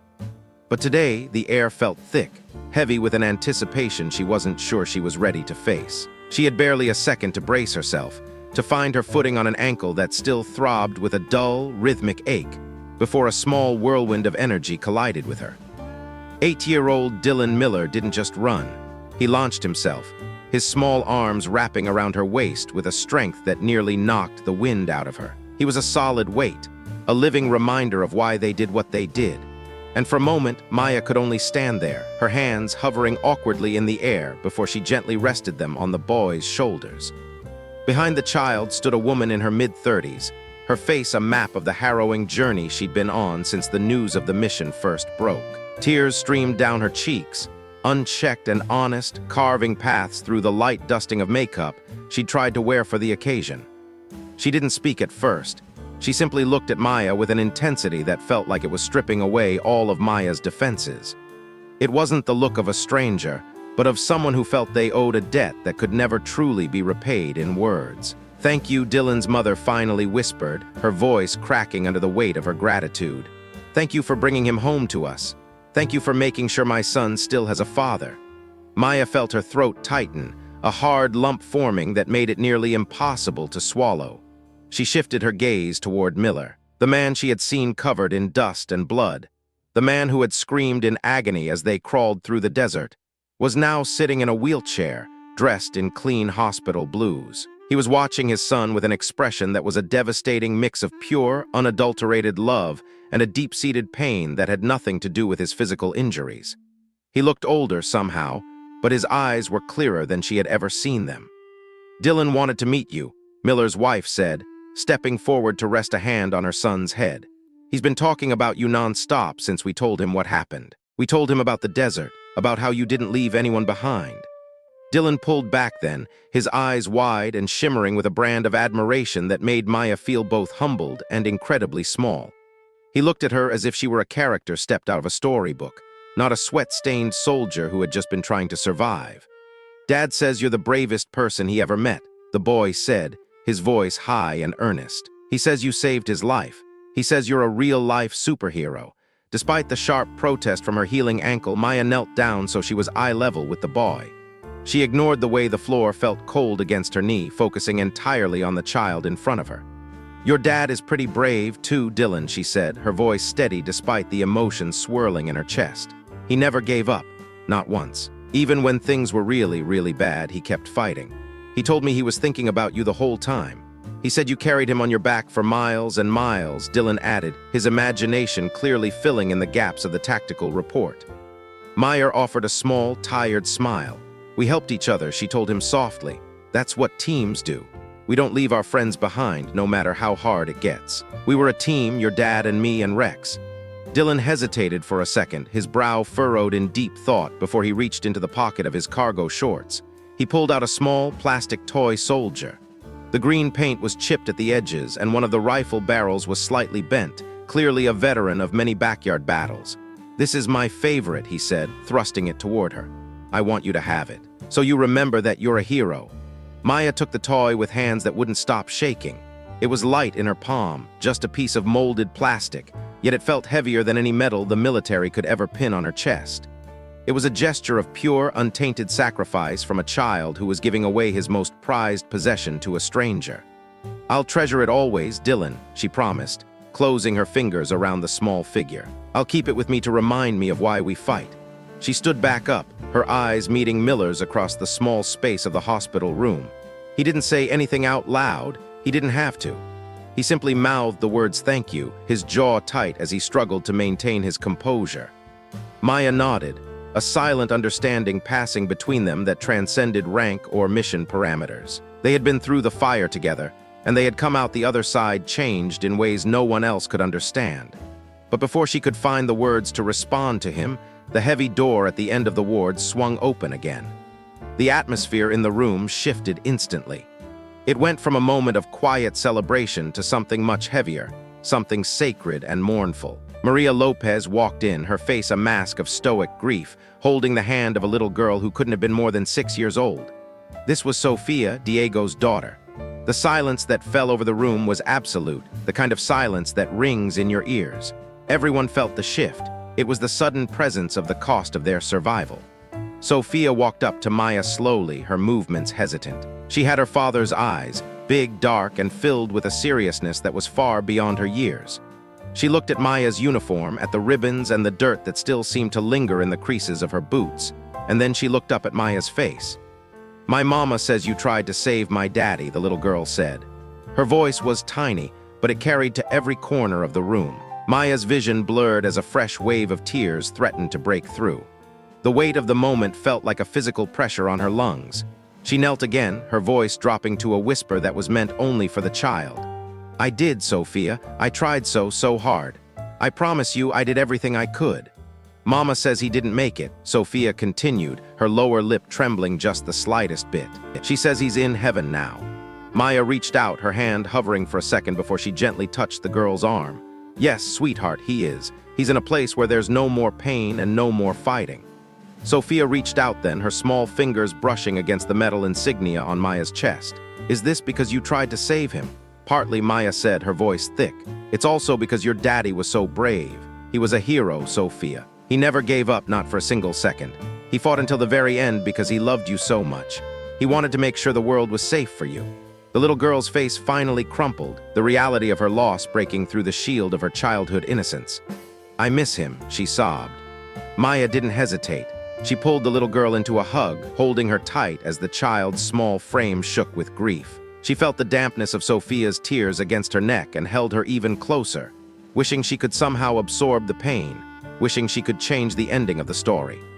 Maria stood behind them, her hand pressed firmly over her mouth to stifle her own cries, tears flowing freely down her face.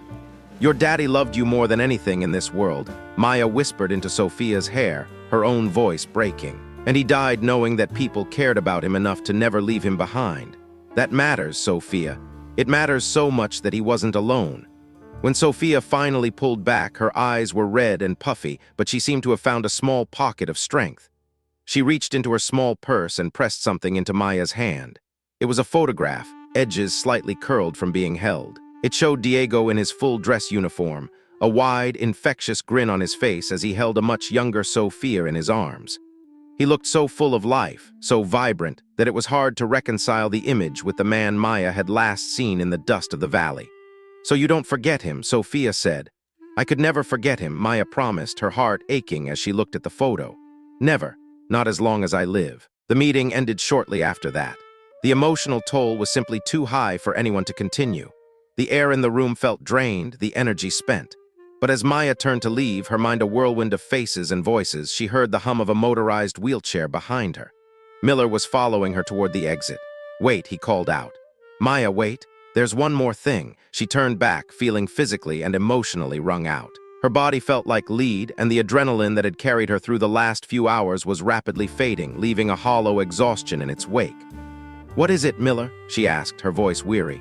"What the team, what's left of us, we've been talking," Miller said, his expression turning serious. "We've been talking to the brass. Command is restructuring, Maya. They've seen what happened out there. They've seen the footage, read the reports. They're building a new elite canine tactical unit. It's going to be handler-led, a specialized group for high-stakes extractions and reconnaissance, and we want you to lead it." Maya stared at him, her brain struggling to process the words. "What are you talking about? I'm a handler, Miller. I'm not a commanding officer. I'm just Maya." He leaned forward in his chair, his eyes burning with a fierce conviction. "No, you're not just Maya. You're the person who led us through a God-forsaken desert when the world told us we were dead. You're the one who made the calls that kept us breathing. They're looking for someone to head this up, and we told them there's only one person for the job. We need you, Maya, not as support, not as a secondary asset. We need you as the actual leader." "I'm not qualified to lead a tactical unit, Miller," she argued, though her voice lacked its usual bite. "I don't have the rank, I don't have the... You led us through hell and brought us out alive." Hernandez's voice cut in. She hadn't seen him approach, but he was there now, rolling his wheelchair up beside Miller. His legs were heavily bandaged, but his spirit seemed untouched. "You're more qualified than anyone with a fancy degree or a decade of desk work. You showed us what real leadership looks like when the bullets are flying and the chips are down. You stayed when everyone else would have run. Now let us follow you properly." Maya looked between the two men, seeing the absolute, unwavering certainty in their faces. These were men who had seen her at her lowest, who had seen her covered in their blood, and yet they were looking at her with a level of respect she had never thought possible. They weren't looking at a girl or a support tech. They were looking at their commander. I need to think about it," she managed to say. "Take your time," Miller said, a small, knowing smirk playing on his lips. "But know that we're not taking no for an answer. We've already started the paperwork. You're stuck with us, Lieutenant." That night's sleep was a ghost that refused to visit. Maya lay in her bunk, the shadows of the barracks dancing on the ceiling in the pale moonlight. Against every regulation in the book, Rex was curled up beside her, his heavy, warm body a grounding presence in the darkness. She listened to the steady rhythm of his breathing, the soft thud of his tail as he dreamed of running. Her mind was a chaotic loop of the day's events, the feel of the toy soldier in her pocket, the look in Sophia's eyes, the impossible weight of the offer Miller had made. Around 2 in the morning, the silence was broken by the sharp buzz of her phone on the nightstand. She reached for it, the blue light of the screen blinding her for a second. It was a text from an unknown number. "This is Captain Martinez," it read. "Just wanted to give you the heads up. Rex is officially cleared for duty. Full recovery, thought you'd want to know." Maya felt a surge of pure joy, a rare and precious thing in the midst of so much trauma. She reached down and scratched Rex behind his ears, right in the spot he loved most. "Hear that, buddy?" she whispered into the dark. "You're still a working dog. You're not retiring yet."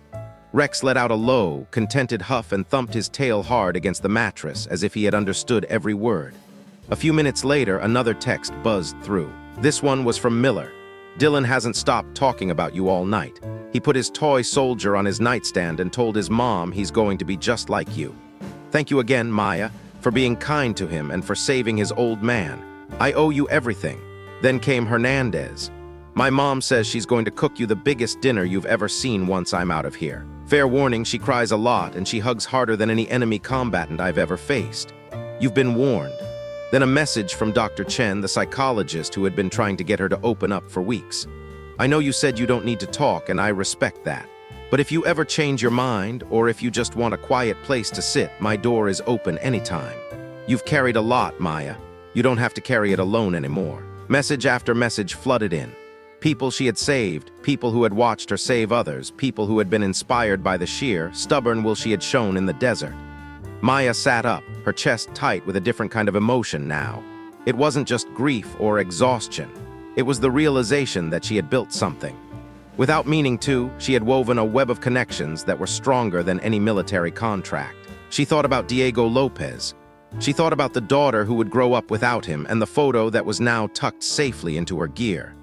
She thought about the weight she had carried, literally, the weight of grown men on her back, and figuratively, the weight of their lives in her hands. She thought about the impossible choice she had made in that sun-scorched valley, the choice to stay when every instinct of self-preservation had screamed at her to run. And she realized, with a clarity that only comes in the deepest hours of the night, that she hadn't made that choice for medals or for the promotion Miller was offering. She had made it because it was the only thing she could do and still be able to look at herself in the mirror. Leaving people behind wasn't who she was. It never would be. The next morning, the sun hadn't even fully cleared the horizon when Maya walked toward Colonel Richard's office. She didn't wait for an appointment. She walked past the startled secretary and knocked firmly on the heavy oak door. When she heard the muffled "come in," she stepped inside and stood at attention, though her posture was born of respect rather than fear. "I'll take the position," she said, skipping any preamble. "The K-9 tactical unit. I'll lead it." Richards looked up from his desk, a slow smile spreading across his face. The first genuine, unforced smile she had ever seen from the man. "I was hoping you'd say that, Carter. We've already started drafting the charter. But I have conditions," she added, her voice firm. Richards raised an eyebrow, leaning back in his chair. "Go on." "Miller and Hernandez are part of my team," she said. "I don't care if they are in wheelchairs right now or if they need 6 months of physical therapy. They're mine. They are the foundation, non-negotiable, and we do things my way. No undermining from the higher-ups who haven't been in the field. No second-guessing my handlers. You put me in charge, I'm actually in charge. I pick the dogs, I pick the people, and I set the protocols." Richards watched her for a long moment, measuring the fire in her eyes. He saw the toy soldier she had pinned to the side of her gear and the way she stood, not like a soldier following orders, but like a leader giving them. "Done," he said, standing up and extending his hand across the desk. "Welcome to command, Lieutenant Carter." "Lieutenant?" Meyer asked, blinking. "Battlefield promotion," Richards said, "effective immediately. You've earned it 10 times over. Now get out of here and start building your team." She shook his hand, feeling the weight of the new title settle over her. It didn't feel like a burden, it felt like armor. Lieutenant Maya Carter, leader of the K-9 tactical unit. It had a ring to it that felt right, like a puzzle piece finally clicking into place. Over the next 6 months, Maya didn't just build a unit, she built a revolution. She worked 18-hour days, turning a dusty corner of the base into the most advanced training facility the K-9 Corps had ever seen. She broke down the old walls that had kept handlers relegated to the sidelines. In Maya's unit, handlers weren't support, they were operators. They trained in high-altitude jumps, underwater insertions, and advanced ballistics. The dogs weren't treated like equipment or tools. They were treated like soldiers, with their own specialized gear, their own medical protocols, and their own place at the table. She created a culture where everyone was valued for what they could bring to the fight, regardless of their background or the assumptions others made about them. She recruited the misfits, the handlers who were too stubborn for regular units, the dogs that were too high drive for standard patrol work. She saw the potential in the overlooked because she had been one of them. Miller became her second in command. His physical recovery was grueling, but his ego had been replaced by a genuine, quiet humility that made him an incredible mentor for the younger soldiers. He didn't need to shout to be heard anymore. Hernandez handled the tactical planning, his near-death experience having given him a crystalline clarity about what really mattered in a mission.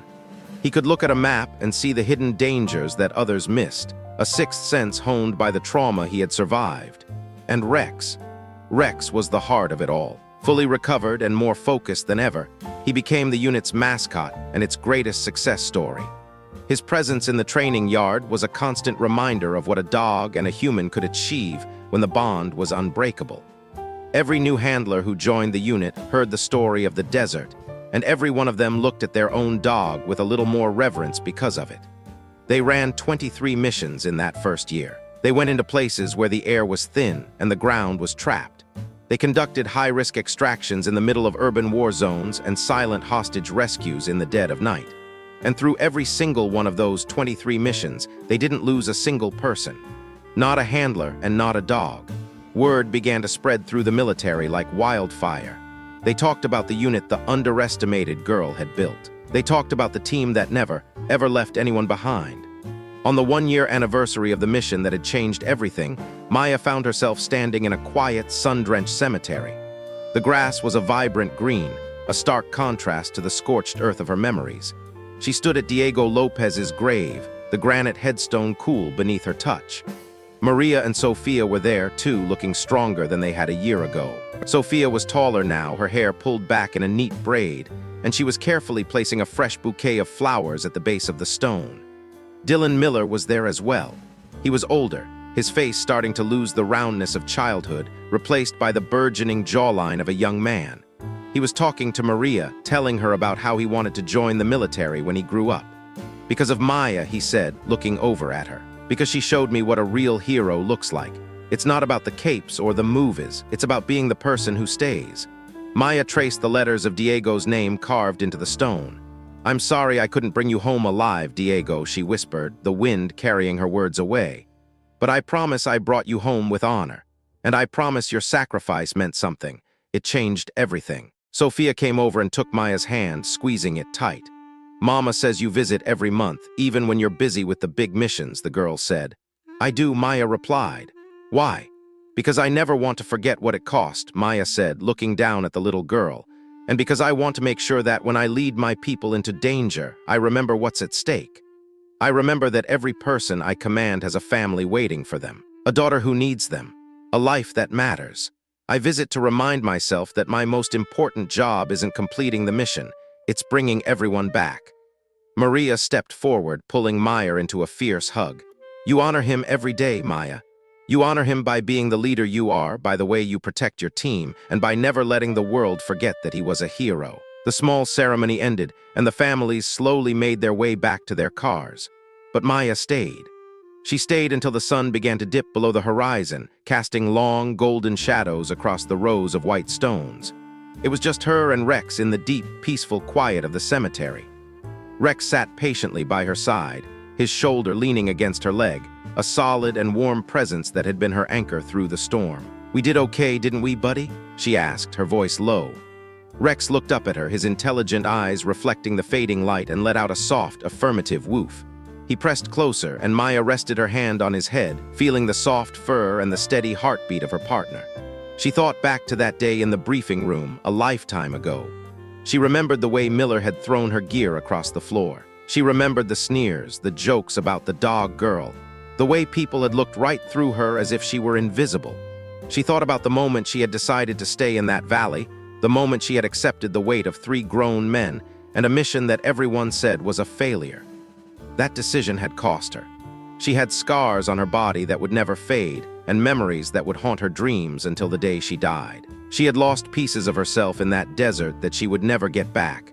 But as she looked out over the quiet cemetery, she realized that she had gained something far more valuable. She had found her purpose.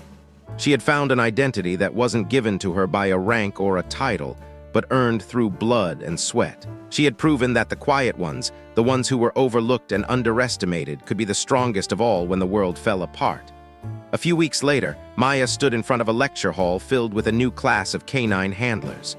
Their faces were a mirror of her own years ago, nervous, eager, and desperately wanting to prove they belonged. They had heard the legends, but now they were looking at the woman herself. Maya had been asked to give the keynote address, to share the story of the K9 tactical unit and the philosophy that had made it the most successful unit in the military. She looked out at the sea of faces, seeing the potential in every one of them. "They're going to underestimate you," she began, her voice carrying easily to the back of the room without the need for a microphone. It was a voice that had been forged in command, steady and unbreakable. "They're going to tell you that you're not strong enough, not tough enough, or that you're just support for the real soldiers.